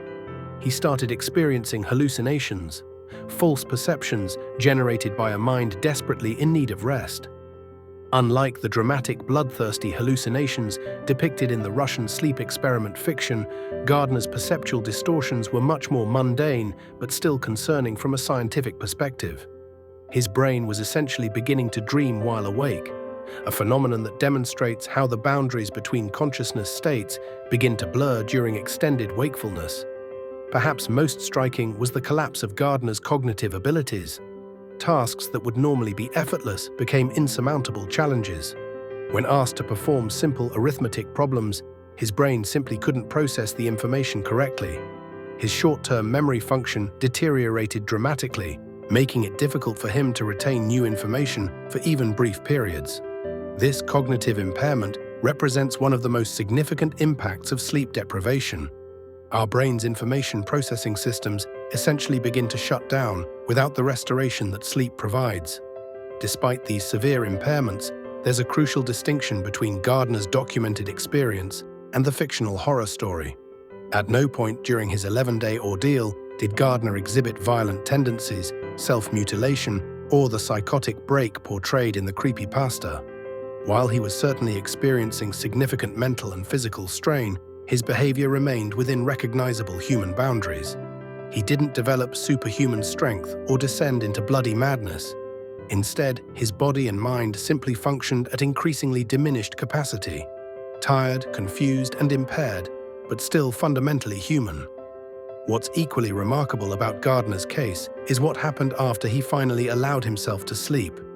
After pushing his body to this extreme limit for 11 days, he slept for just 14 hours. Not even the equivalent of 2 full nights of rest. Even more surprisingly, medical documentation indicates he recovered without any lasting physical or psychological damage. This recovery stands in stark contrast to the permanent psychological break depicted in the fictional experiment, suggesting the human mind is both more resilient and less monstrous than horror stories might have us believe. The scientific value of Gardner's experience lies in what it reveals about sleep's true function. The progression of his symptoms, from sensory impairment to emotional dysregulation, from physical incoordination to cognitive failure and hallucinations, provides a roadmap of which brain functions depend most critically on regular sleep. Rather than unleashing some hidden monster within, sleep deprivation simply degrades our normal capabilities in a predictable pattern. This marked difference between fiction and reality speaks to our deeper anxieties about sleep. The fictional Russian experiment plays on our fear that sleep somehow keeps something monstrous at bay within us. Gardner's real experience suggests something far less dramatic, but perhaps equally profound. Sleep is simply necessary maintenance for the complex system that is the human mind. Without it, we don't become monsters. We just become increasingly diminished versions of ourselves. The comparison between Gardner's documented symptoms and the fictional experiment's portrayal of sleep-deprived humans highlights how horror stories often exaggerate and distort real physiological processes for dramatic effect. While the creepypasta suggests sleep deprivation releases a hidden, primitive, violent aspect of humanity, the scientific evidence points in a different direction. What sleep actually maintains is our cognitive function, sensory processing, emotional regulation, and physical coordination, precisely the qualities that make us functionally human. The University of Chicago's groundbreaking rat studies. If Gardner's 11-day marathon without sleep demonstrated the cognitive toll on humans, what happens when sleep deprivation is pushed to its absolute limits? To answer this question, we need to look beyond human subjects to some of the most groundbreaking and disturbing research ever conducted in sleep science. In the 1980s, a team at the University of Chicago, led by Dr. Alan Rechtschaffen, designed a remarkable experimental setup to discover what happens when mammals are completely prevented from sleeping. These experiments used a clever device called the disc over water apparatus that essentially made sleep physically impossible for the test subjects. Laboratory rats. The setup was ingenious in its simplicity. Rats were placed on a horizontal disc positioned above a shallow pool of water. Whenever their brain waves showed they were falling asleep, the disc would begin to rotate, forcing them to move to avoid falling into the water below. This method accomplished something even Randy Gardner's record attempt couldn't: total sleep prevention without a single moment of rest. While Gardner likely experienced microsleeps, brief seconds of unconsciousness, throughout his ordeal, these rats were continuously monitored by EEG and awakened at the very first sign of sleep onset. The experiment created a scenario where sleep was physiologically impossible, rather than just psychologically challenging. The results were shocking and revealed something profound about why we need sleep. After just 5 days of complete sleep deprivation, the rats began exhibiting severe physical symptoms that nobody had anticipated. Their body temperature plummeted dramatically, the first sign that their basic physiological regulation was breaking down.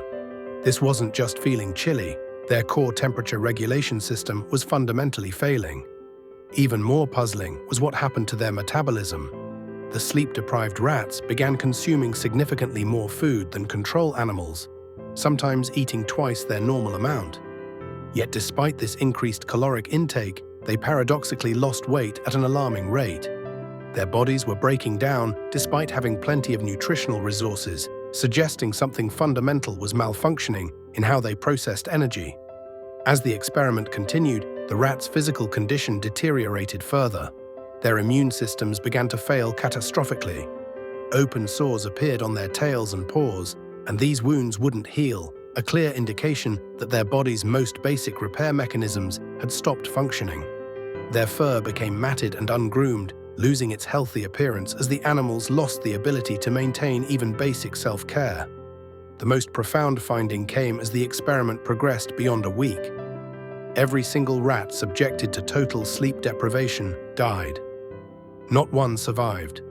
The time frame varied. Some died after 11 days, coincidentally the same duration as Gardner's record, while others lasted up to 32 days. But the outcome was invariably fatal. This represented the first conclusive scientific proof that sleep is not optional for mammalian life. It is as essential as food and water. What makes these findings especially relevant to our discussion of the Russian sleep experiment is how they contradict the fictional horror story's portrayal of sleep deprivation. In the creepypasta tale, sleep-deprived humans supposedly turned violent and self-mutilating while gaining almost superhuman strength and endurance. The University of Chicago rat studies revealed a completely different reality. Sleep deprivation doesn't release some hidden monster within. It simply causes the body's systems to break down one by one. The researchers conducted extensive analysis to understand exactly what killed these animals.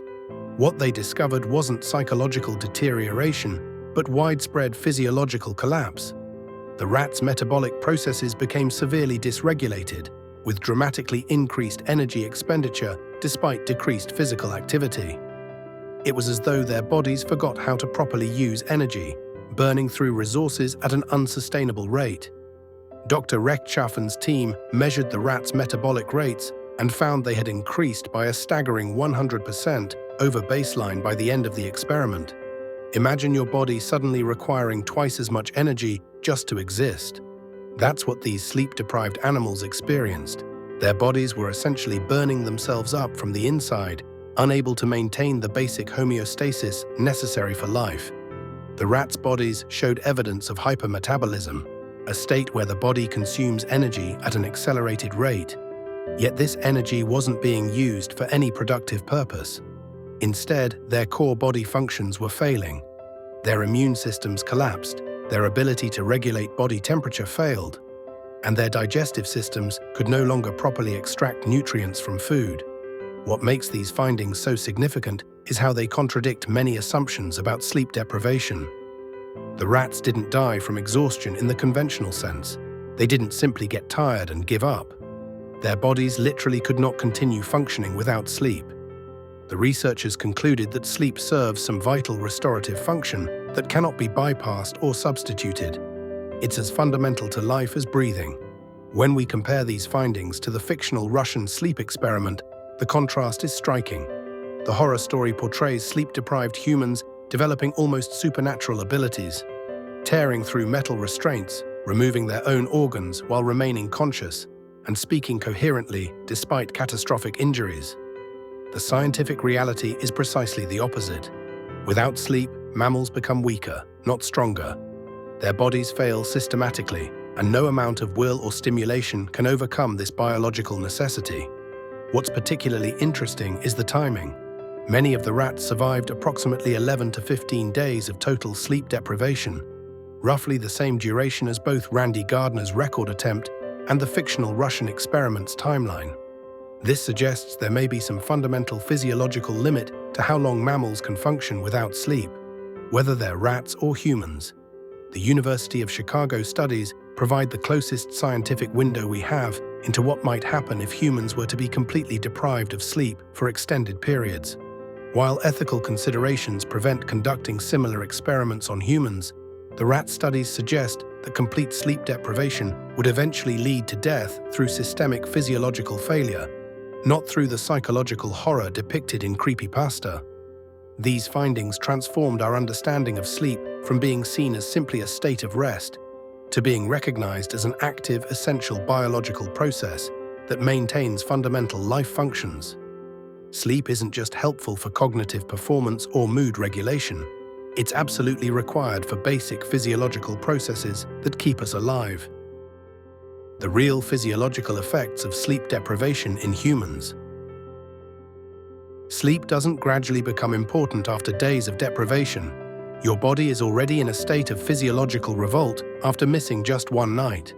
The disruption starts within hours, not days, as your body chemistry shifts in ways you can't feel, but that silently damage nearly every system you depend on.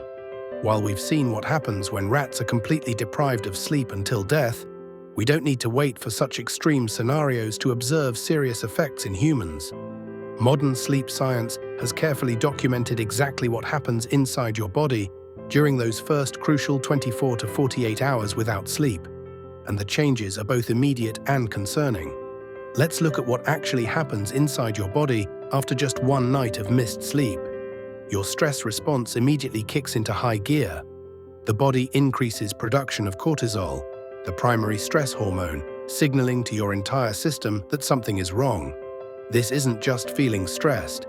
It's a biochemical alarm that triggers inflammation throughout your body, with measurable increases in inflammatory markers in your bloodstream. Your body essentially treats sleep deprivation as a threat, mobilizing defensive systems that are meant for short-term emergencies, not prolonged activation. Another immediate change happens in your cardiovascular system. Your blood pressure begins to climb after a single night without sleep. This isn't a small fluctuation. It's a measurable increase that puts additional strain on your heart and blood vessels. When we think about the rat studies where all subjects eventually died, these cardiovascular changes provide important clues about how sleep deprivation begins breaking down the body's core systems. Your immune function takes a significant hit remarkably quickly too. After just 24 hours without sleep, Your body's ability to fight off infections and illness decreases. This helps explain why you're more likely to catch a cold or flu when you're sleep-deprived. Your immune system literally becomes less effective at identifying and neutralizing threats.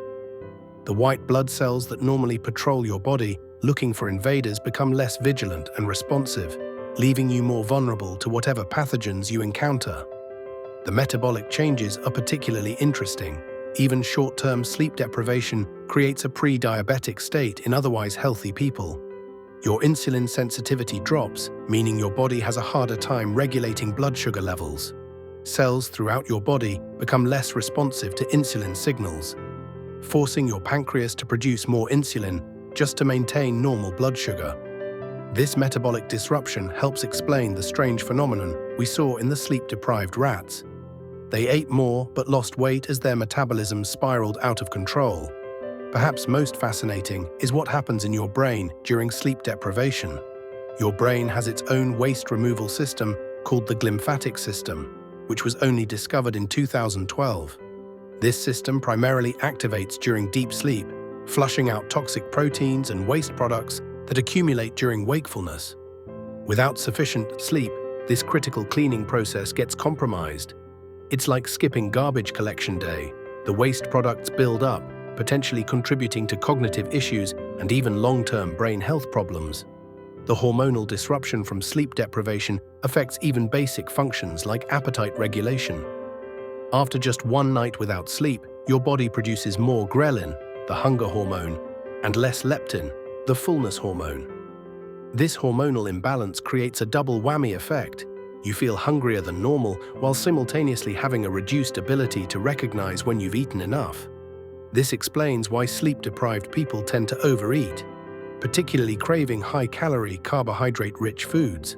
Your body is essentially trying to compensate for the energy crisis created by sleep loss. Even your ability to regulate body temperature gets thrown into disarray. The body's internal thermostat becomes less precise during sleep deprivation, which is why sleep-deprived people often complain of feeling chills or sweating inappropriately. This temperature dysregulation might seem like a minor inconvenience, but it actually represents a fundamental breakdown in one of your body's most basic homeostatic mechanisms. All these changes happen simultaneously, creating a cascading effect throughout your interconnected biological systems. Your increased stress hormones impact your blood pressure, which affects your cardiovascular system, which influences your metabolic function, which changes your energy availability, which alters your brain function, and so on in a vicious cycle. Each disrupted system places more strain on the others, accelerating the overall breakdown. This is why sleep deprivation feels so terrible.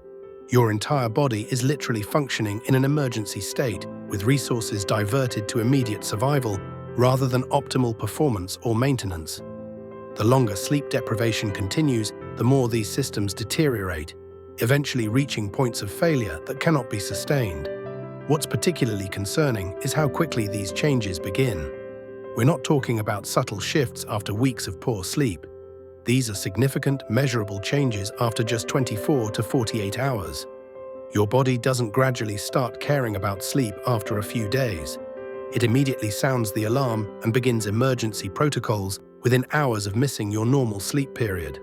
Modern controlled studies have documented these effects in remarkable detail, tracking everything from microscopic changes in blood components to brain activity patterns in sleep-deprived subjects. The consistency of these findings across different populations and study methods demonstrates just how fundamental these responses are to human physiology. These physical effects, elevated stress hormones, increased inflammation, rising blood pressure, compromised immune function, dysregulated metabolism, impaired waste clearance, hormonal imbalances, and temperature regulation problems, help explain why sleep deprivation would eventually prove fatal if continued long enough. The body simply cannot maintain this state of emergency indefinitely. The psychological reality of sleep deprivation. As your body fights this losing battle against sleep deprivation, your mind undergoes an equally disturbing transformation. Your perception of reality doesn't suddenly snap at some breaking point. Instead, it erodes in stages. with each passing sleepless hour dismantling another layer of cognitive function until the boundary between what's real and what's imagined becomes frighteningly thin. The psychological deterioration follows a predictable timeline that researchers have mapped through controlled studies. After a full day without sleep, your brain's ability to regulate emotions begins to falter dramatically. That irritable feeling you get after a poor night's sleep, multiply that several times over. Small frustrations that you'd normally brush off suddenly feel intensely aggravating. Your emotional responses become exaggerated and often inappropriate to the situation, laughing at serious news or becoming tearful over minor inconveniences. What's happening is your amygdala, the emotional center of your brain, becomes hyperactive, while the prefrontal cortex, which normally keeps those emotions in check, grows increasingly sluggish. This creates an imbalance where emotional reactions run unchecked by rational thought. You essentially lose the neurological brakes on your feelings. Simultaneously, your attention span dwindles to almost nothing. Tasks requiring sustained focus become nearly impossible as your brain struggles to maintain vigilance on anything for more than a few minutes. Conversations become difficult to follow. Written text seems to jump around on the page, and completing even simple tasks requires enormous mental effort. By the second day without sleep, around the 48-hour mark, something particularly interesting happens. Your brain, desperate for the restoration it can only get through sleep, begins to force the issue. You start experiencing what sleep scientists call microsleeps. Brief episodes lasting seconds where parts of your brain actually fall asleep while you appear to remain awake. The truly insidious part? You're usually completely unaware these are happening. Imagine driving down a highway and suddenly realizing you don't remember the last mile. That terrifying moment of lost time wasn't daydreaming. Your brain literally went offline for seconds at a time. During these microsleeps, your eyes might remain open. You might even continue performing automatic behaviors like walking or nodding, but your conscious awareness temporarily vanishes. These episodes become increasingly frequent as sleep deprivation progresses. These microsleeps create a fragmented consciousness where your brain is constantly slipping between wakefulness and sleep without your awareness, making it impossible to trust your own perceptions or decisions. Your judgment becomes severely compromised, not just because you're tired, but because your brain is literally switching off unpredictably throughout the day. By the third day, around 72 hours without sleep, the perceptual distortions begin. These typically start subtly. Shadows in your peripheral vision seem to move, stationary objects appear to drift or pulsate. Colors might seem unusually vivid or dull. As hours pass, these misperceptions can intensify into full hallucinations. Though they're typically much less dramatic than portrayed in fiction, these hallucinations often manifest as simple visual misperceptions, seeing movement where there is none, mistaking objects for other things, or briefly glimpsing something that immediately disappears when you look directly at it. These aren't typically the complex, interactive hallucinations of psychosis, but rather the brain's inability to properly process visual information when exhausted beyond its limits. What's happening neurologically is fascinating. Your prefrontal cortex, the most evolved part of your brain responsible for executive functions like decision-making, impulse control, and rational thought, becomes increasingly impaired as sleep deprivation progresses. This region is particularly vulnerable to sleep loss, explaining why judgment deteriorates so dramatically. Without this control center functioning properly, more primitive brain systems begin to dominate your thought processes and behavior. This prefrontal shutdown creates a cascading effect. Your ability to recognize when you're making errors plummets. You not only make poor decisions, but lose the capacity to realize they're poor. Your brain becomes less able to incorporate new information into decisions, causing you to perseverate on outdated approaches even when they're clearly not working. Your impulse control weakens, making you more likely to take risks, make inappropriate comments, or act on emotional urges you'd normally suppress. The psychological reality of sleep deprivation is in many ways more unsettling than fictional portrayals because it doesn't create supernatural monsters. It simply erodes the cognitive processes that make you recognizably yourself.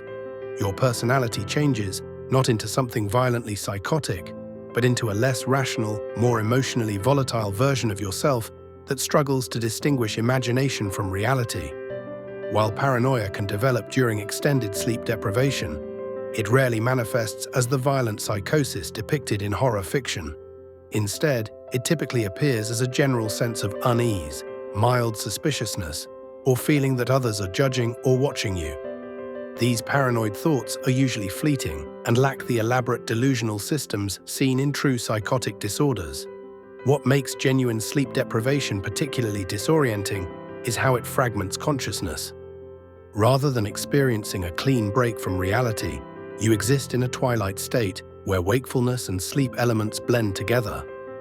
As your brain desperately attempts to force sleep through microsleeps, your experience becomes a patchwork of conscious awareness, dreamlike states, and brief periods of unconsciousness that you don't even register.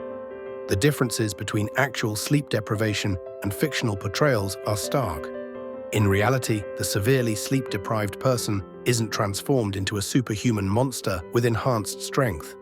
Quite the opposite, their motor skills and coordination deteriorate dramatically. Tasks requiring fine motor control become nearly impossible. Even standing upright becomes difficult as balance is compromised. What's particularly concerning is how poorly sleep-deprived individuals can judge their own impairment.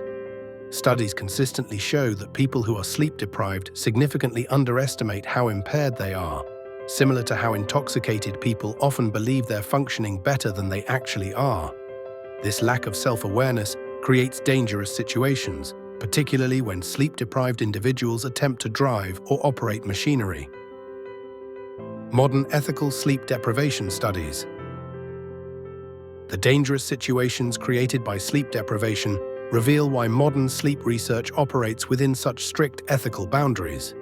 Unlike the fictional Russian experiment, today's sleep scientists have developed sophisticated protocols that prioritize human safety while still advancing our understanding of what happens when we can't sleep. This delicate balance between scientific discovery and participant protection forms the foundation of contemporary sleep research. When you examine legitimate sleep studies conducted in accredited research institutions, you'll notice an immediate difference from the fictional horror story. Modern researchers strictly limit sleep deprivation periods, typically keeping participants awake for no more than 24 to 48 hours. This constraint isn't arbitrary. It reflects a careful calculation of when valuable data can be collected before the risk of serious physiological or psychological harm becomes unacceptable. Safety monitoring forms the backbone of ethical sleep studies. Participants aren't simply deprived of sleep and left alone. They undergo continuous medical observation throughout the entire process. Think of it as a protective bubble of vigilance. Researchers constantly check vital signs, perform cognitive assessments, and conduct psychological evaluations to detect any concerning changes. This constant stream of data allows them to identify potential problems before they become serious. What really separates ethical studies from their fictional counterparts is the implementation of clear stopping criteria. Before a participant ever misses a minute of sleep, researchers establish specific thresholds. If heart rate exceeds certain limits, if blood pressure becomes concerning, or if psychological distress reaches predetermined levels, the study ends immediately. These non-negotiable safety guardrails ensure that no participant faces genuine danger, even if it means terminating the study before all data can be collected. The concept of informed consent represents another critical departure from the Russian sleep experiment narrative. Modern participants aren't prisoners forced into sleeplessness. They're volunteers who receive comprehensive information about the study's purposes, procedures, potential risks, and their right to withdraw at any point without facing any negative consequences. This transparency creates a partnership between researcher and participant, with mutual understanding of the scientific goals and safety protocols. Perhaps the most important institutional safeguard in modern sleep research is the Institutional Review Board, IRB. These independent ethics committees review all proposed sleep studies before they can begin, carefully scrutinizing research protocols to ensure they meet ethical standards. IRBs function as an additional layer of protection, bringing multiple perspectives to evaluate whether the potential knowledge gained justifies any risks to participants. a study that might have seemed reasonable to its designers might be rejected or modified by an IRB that identifies ethical concerns the researchers overlooked. Even with these protective measures in place, you might wonder, can valuable information really be gathered under such constraints? The answer is a resounding yes. Ethical sleep studies have yielded profound insights into how sleep deprivation affects human functioning. By closely monitoring cognitive changes, emotional responses, and physiological markers during controlled periods of sleeplessness, researchers have mapped the progression of impairment without endangering participants.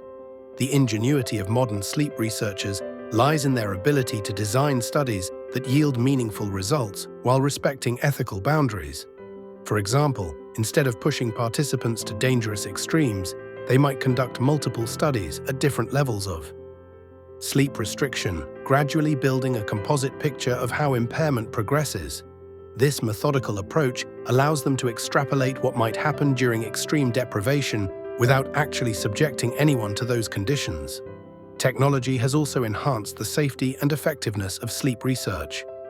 Advanced monitoring equipment can detect subtle physiological changes that might indicate emerging problems, allowing researchers to intervene before serious issues develop.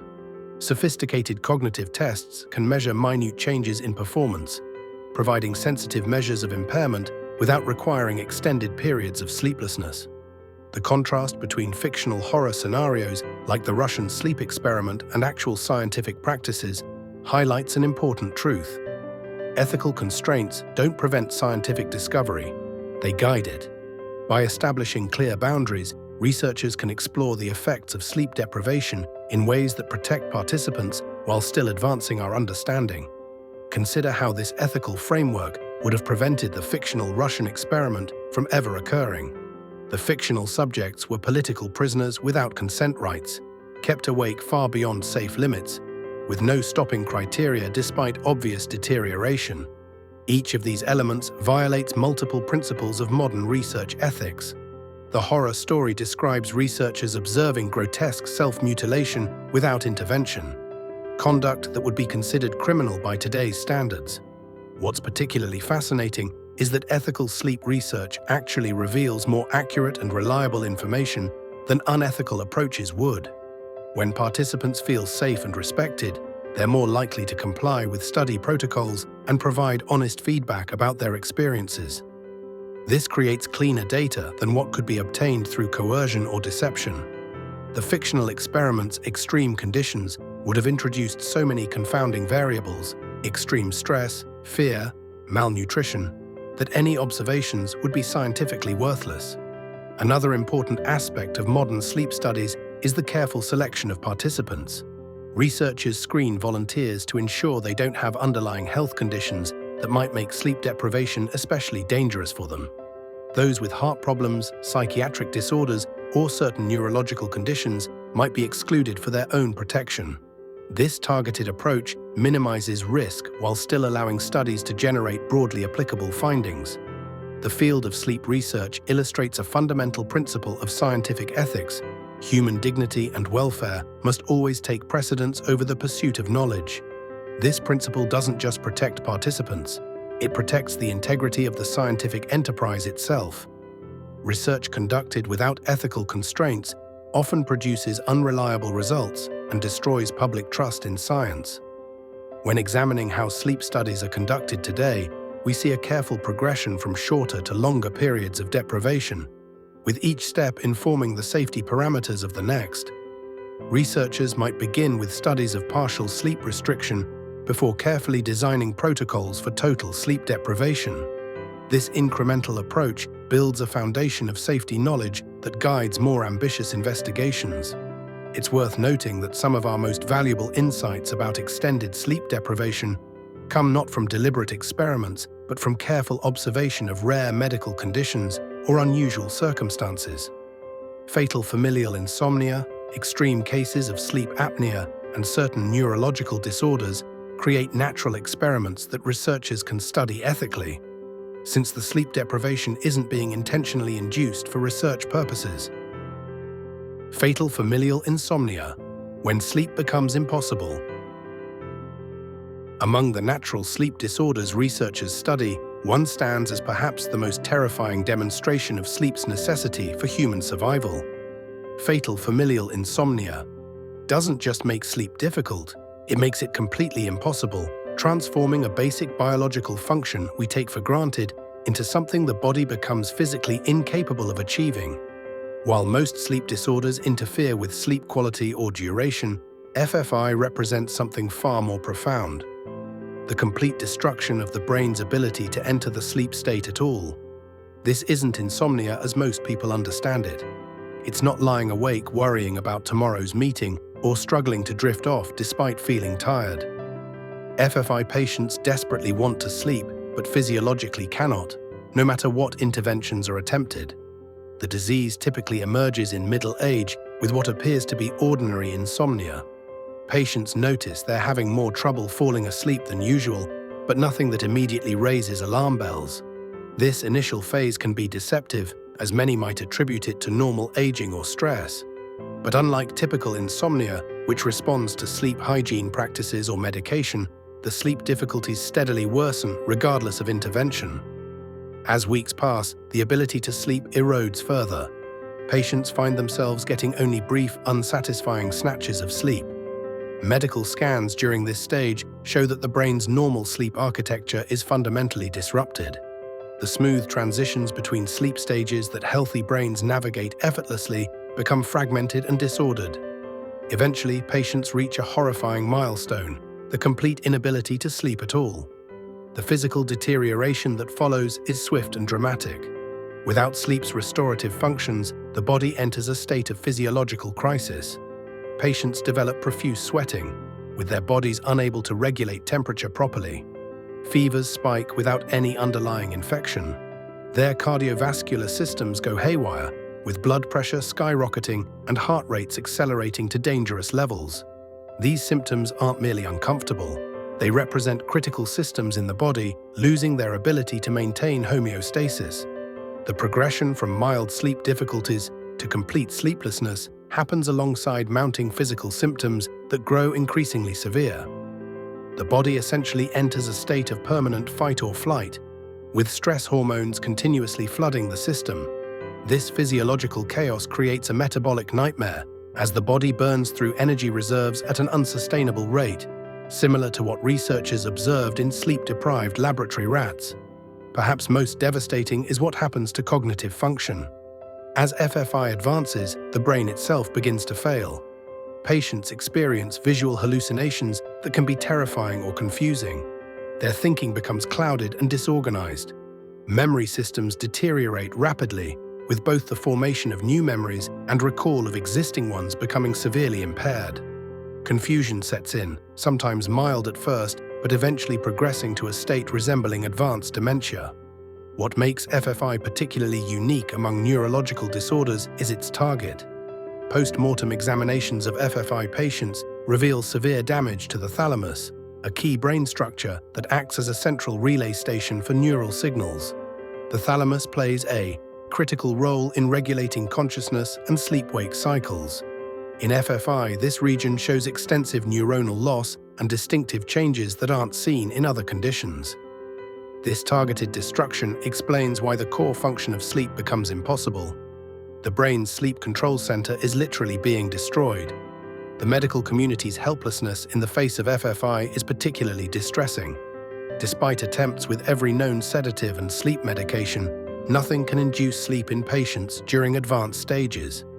Even the most powerful drugs that would normally render someone unconscious for surgery fail to produce true sleep in FFI patients. They might create a state of reduced awareness or sedation, but the brain remains unable to enter the restorative sleep states necessary for survival. The disease progresses relentlessly, with death typically occurring within 12 to 18 months of the first symptoms. As the condition advances, patients exist in a twilight state, technically awake but profoundly impaired, their bodies and minds deteriorating while they remain conscious witnesses to their own decline. This reality is far more medically complex than the fictional Russian experiment's depiction of violent psychosis. The actual progression involves a systematic breakdown of neurological function rather than a descent into monstrous behavior. What makes FFI particularly remarkable from a scientific perspective is its origin.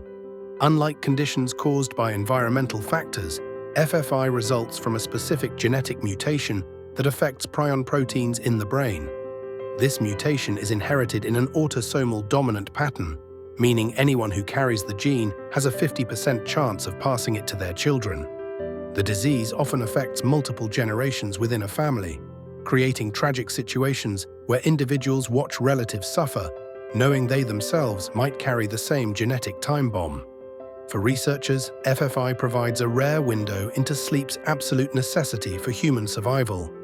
While ethical constraints prevent deliberately depriving humans of sleep for extended periods, FFI creates a natural experiment that reveals what happens when the brain completely loses the ability to sleep. The consistent progression toward death confirms that sleep isn't optional for human survival. It's as essential as breathing or maintaining a heartbeat. The specifics of FFI's progression also help researchers understand which bodily systems are most critically dependent on sleep. The breakdown of temperature regulation, cardiovascular function, and metabolic processes points to sleep's fundamental role in maintaining these core physiological systems. Similarly, the cognitive deterioration highlights sleep's irreplaceable function in maintaining brain health and mental processing. Perhaps the most important distinction between FFI and fictional depictions of sleep deprivation is the nature of the breakdown. In horror stories like the Russian sleep experiment, sleep deprivation supposedly unleashes some hidden monster within human nature, violent, sadistic, and inhuman. The reality of FFI shows something quite different. Not a transformation into something monstrous, but rather the gradual falling apart of what makes us functional human beings. Patients don't become violent predators. Instead, their bodies and minds simply stop working properly as critical biological processes fail without sleep's restorative effects. The science of why we need sleep.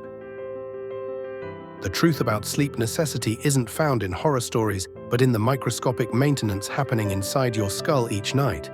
When your eyes close, an entirely different biological system activates, one so essential that its disruption doesn't create monsters, but instead systematically dismantles what makes you human from the inside out. While fiction portrays sleep deprivation as unleashing inner demons, the scientific reality reveals something equally fascinating. Sleep is when your brain performs its most critical functions. Sleep isn't the passive state we once imagined. Neuroscience has completely transformed our understanding of what happens when we drift off each night. Your brain doesn't simply power down, it switches to an entirely different operating mode that's absolutely crucial for survival. Think of it like the difference between a restaurant during business hours versus after closing. When customers leave, that's when the real maintenance begins. Cleaning, restocking, preparing for the next day. Your brain follows a similar pattern. One of the most remarkable discoveries in sleep science happened just recently. In 2012, researchers identified something called the glymphatic system, essentially the brain's dedicated cleaning crew. This waste clearance pathway becomes dramatically more active during sleep, expanding the spaces between brain cells by up to 60% to allow cerebrospinal fluid to flow more efficiently through brain tissue. This fluid literally washes away toxic proteins that accumulate during wakefulness, including beta amyloid, the protein associated with Alzheimer's disease. It's as if your brain has evolved to perform its janitorial services only when you're unconscious. This cleaning system works so specifically during sleep that researchers can actually watch it in action using specialized imaging. Dr. Maiken Nedergaard, who led the team that discovered this system at the University of Rochester Medical Center, described it perfectly. It's like a dishwasher that cleans out the toxic waste proteins that build up while we're awake. Without this nightly cleaning cycle, these proteins would continue accumulating, eventually causing significant neurological damage. When we think about memories, we often imagine they're formed at the moment we experience something. But that's only part of the process. During sleep, particularly during deep slow-wave sleep and REM sleep, your brain is actively processing the day's experiences and transferring information from short-term to long-term memory. This process, called memory consolidation, involves complex neural connections being strengthened or weakened, creating the architecture of our remembered experiences. Your hippocampus, a seahorse-shaped structure deep in the brain, works overtime during sleep, replaying the day's experiences and transferring them to the neocortex for long-term storage. Researchers at MIT have actually observed this process happening in real time by recording the activity of individual neurons in sleeping rats. The same neural pathways that activated when rats explored a maze during the day reactivated in exactly the same pattern while they slept, essentially replaying the experience and cementing it into memory. Sleep also dramatically influences how we learn physical skills. Anyone who's practiced something like playing an instrument or mastering a sport knows the strange phenomenon of going to bed struggling with a technique and waking up somehow improved, without any additional practice. This isn't just perception, but documented science. Motor memory consolidation happens primarily during specific sleep stages, with the brain reinforcing neural patterns associated with newly learned movements. Beyond your brain, sleep orchestrates essential maintenance throughout your entire body. Growth hormone secretion peaks during deep sleep, triggering tissue repair and cellular regeneration. This is why sleep is particularly crucial during childhood and adolescence when the body is rapidly developing, but it remains important throughout life for ongoing cellular repair. Your immune system also gets a significant boost during sleep, with certain immune cells increasing production and activity while you're unconscious. Even your metabolism depends on proper sleep. The hormones leptin and ghrelin, which regulate hunger and satiety, become severely imbalanced with insufficient sleep. This explains why sleep deprivation leads to increased appetite and poor food choices. Your body literally can't properly regulate your energy intake without adequate sleep. Research from the University of Chicago demonstrated that just 4 days of sleep restriction can reduce insulin sensitivity by more than 30%, creating a pre-diabetic state in otherwise healthy people. The cardiovascular system also undergoes essential regulation during sleep. Your blood pressure naturally dips about 10 to 20% during normal sleep, giving your heart and blood vessels a necessary rest period. People who consistently miss this nocturnal dipping due to sleep disorders or deprivation show significantly higher rates of hypertension and cardiovascular disease. During deep sleep stages, your heart rate and breathing slow down, reducing overall stress on your cardiovascular system and allowing for recovery processes. What's particularly fascinating about sleep is how precisely coordinated these maintenance functions are with specific sleep stages. Your brain cycles through different sleep states throughout the night, from light sleep to deep sleep to REM sleep, with each stage serving distinct biological purposes. This complex orchestration can't simply be replaced by quiet wakefulness or meditation. You need the full symphony of sleep stages, each with its own unique neurochemical environment, to maintain proper function. The consequences of disrupting these processes become evident when examining chronic sleep restriction, which affects millions of people. Research published in the journal Sleep found that consistently getting less than 6 hours of sleep per night is associated with a 48% increased risk of developing or dying from coronary heart disease. Studies have also linked chronic poor sleep to a significantly higher risk of Alzheimer's disease, likely due to insufficient clearance of beta amyloid through the glymphatic system. Perhaps most remarkable is how sleep influences gene expression. Researchers at the University of Surrey found that just 1 week of insufficient sleep altered the activity of over 700 genes, including those involved in stress response, inflammation, and metabolism. This explains why sleep deprivation has such wide-ranging effects. It's literally changing which genes in your body are active at any given time. This biological perspective helps explain why the complete sleep deprivation depicted in the fictional Russian experiment would indeed be fatal, though not through the dramatic psychological breakdown portrayed in the story. The slow accumulation of uncleared waste proteins, metabolic dysregulation, immune system failure, and cardiovascular strain would gradually overwhelm the body's ability to maintain homeostasis. Death would come not from unleashed madness, but from the progressive failure of essential biological systems that depend on sleep for their restoration. Why horror stories about sleep resonate so deeply? Beyond the physiological necessity of sleep lies a deeper psychological relationship we all share with this mysterious state of consciousness.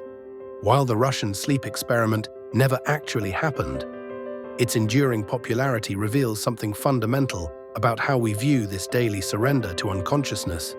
There's something inherently unsettling about the fact that we willingly spend roughly a third of our lives completely vulnerable and unaware of our surroundings. Think about it. Every night we close our eyes and temporarily abandon conscious control, trusting that we'll wake up as ourselves the next morning. This universal experience of surrendering awareness makes sleep the perfect backdrop for horror stories across virtually every culture throughout history. That vulnerability creates a primal canvas for our deepest fears to take shape. The boundary between sleep and wakefulness has always been fertile ground for horror storytelling. Consider Freddy Krueger from A Nightmare on Elm Street, who embodies our fear of being unable to escape danger even in sleep. In Japanese folklore, the traditional sleep paralysis demon, known as Kanashibari, represents the terror of being conscious but unable to move or fully wake up. These cultural manifestations of sleep-related horror tap into something universally frightening about our relationship with unconsciousness. What makes the Russian sleep experiment story particularly effective is how it transforms an experience many of us have had, staying up too long, into something truly horrifying. Most adults have pulled an all-nighter for work, school, or even just binge-watching a favorite show. We've felt that foggy-headed disorientation, the irritability, and the slight perceptual strangeness that comes with missing just one night of sleep. The story takes this relatable experience and pushes it to an extreme, making us wonder, what would happen if I couldn't sleep for days or weeks? How much of me would remain? This resonance with our personal experience creates an emotional hook that makes the fictional horror story feel plausible. We know from our own lives that even mild sleep deprivation can make us feel not quite ourselves. The fictional experiment escalates this familiar feeling into something monstrous, suggesting that complete sleep deprivation might reveal something hidden and terrible within the human psyche. The most disturbing implication of the Russian sleep experiment narrative isn't just that sleep deprivation can kill us, it's the suggestion that something darker lurks beneath our waking consciousness, held at bay only by regular sleep. Remember that chilling line from the story where one of the subjects claims to represent the madness that lurks within you all. This taps into deeper existential anxieties about human nature itself. It's interesting how the story subtly suggests that sleep isn't just restorative, but protective, as if our conscious, civilized selves are merely a thin veneer maintained by regular sleep cycles. Without that maintenance, the story implies that something primitive and violent emerges. This plays on ancient philosophical questions about human nature. Are we fundamentally good creatures who sometimes do bad things? Or are we naturally destructive beings held in check by social constructs and biological rhythms? The sleep deprivation element works so effectively because it creates a scenario where the boundary between our conscious and unconscious mind begins to dissolve. In waking life, we maintain a sense of identity and control over our thoughts and actions. But anyone who's experienced even moderate sleep deprivation knows how quickly that sense of coherent selfhood can begin to fray around the edges. Thoughts become less ordered, emotions more volatile, and perceptions less reliable. Horror stories about sleep deprivation transform this common experience into something truly terrifying by suggesting that this deterioration doesn't just affect our cognitive functioning, it might fundamentally change who we are. The fictional Russian sleep experiment pushes this idea to its extreme, proposing that complete sleep deprivation could release some hidden, monstrous aspect of humanity that normal consciousness suppresses. Another aspect that makes sleep-related horror so compelling is that sleep remains somewhat mysterious, despite scientific advances. Yes, we understand many of the biological mechanisms and functions of sleep, but the subjective experience of consciousness shifting between waking and sleeping states still holds profound mysteries. Why do we dream? How does consciousness emerge from neural activity? The gaps in our understanding create space for horror to thrive. This is particularly true when we consider that even in our modern, scientifically advanced world, most people have experienced something inexplicable related to sleep. Whether it's sleep paralysis, hypnagogic hallucinations, or dreams so vivid they're temporarily indistinguishable from reality. These universal experiences create a foundation of uncertainty about the nature of consciousness that horror stories like the Russian sleep experiment can exploit. The story also plays on our cultural anxieties about scientific overreach and the ethics of human experimentation. By setting the fictional experiment in Soviet Russia during the Cold War era, it taps into Western fears about secretive, unethical research conducted behind the Iron Curtain. This historical framing gives the fictional narrative extra credibility, as it aligns with real concerns about human rights abuses in the name of scientific progress. What's perhaps most fascinating about the Russian sleep experiment's enduring popularity is how it distills complex philosophical questions into a visceral horror narrative. It asks, in effect, what happens when we're deprived of something as fundamental as sleep? Does our humanity begin to unravel? And if so, what does that reveal about the nature of being human? Stories like this one continue to circulate widely because they operate on multiple levels simultaneously. On the surface, they provide the immediate thrill of horror, the shock value of mutilation and madness. But beneath that surface runs a deeper current of existential questioning about consciousness, identity, and the fragility of the human mind. In many ways, the Russian sleep experiment represents the perfect modern myth, a digital age folktale that uses scientific language and historical context to explore ancient human fears about what happens when we close our eyes each night. Its persistence demonstrates how effectively it taps into our collective anxiety about the boundaries between wakefulness and sleep, sanity and madness, humanity and monstrosity. Conclusion. We've traveled together through the disturbing legend of the Russian sleep experiment and discovered the much more grounded but still alarming reality of what happens when humans can't sleep. The truth is that approximately 35% of adults get less than the recommended 7 hours of sleep each night, a statistic that should concern us given what we've learned about sleep's critical importance. As Dr. Matthew Walker, a renowned sleep scientist, puts it, sleep is the single most effective thing we can do to reset our brain and body health each day. While we won't transform into the monstrous figures depicted in the creepypasta, the gradual deterioration of our bodies and minds without proper sleep is a reality we can't ignore. The fictional Russian sleep experiment continues to fascinate us precisely because it touches on a fundamental truth. Sleep isn't optional. It's a biological necessity as vital as food and water. Perhaps next time you consider skipping sleep to finish that project or binge that show, you'll remember the true horror story isn't about monsters emerging from sleep deprivation, but about the quiet, relentless breakdown of everything that makes us human when we deny ourselves this essential reset.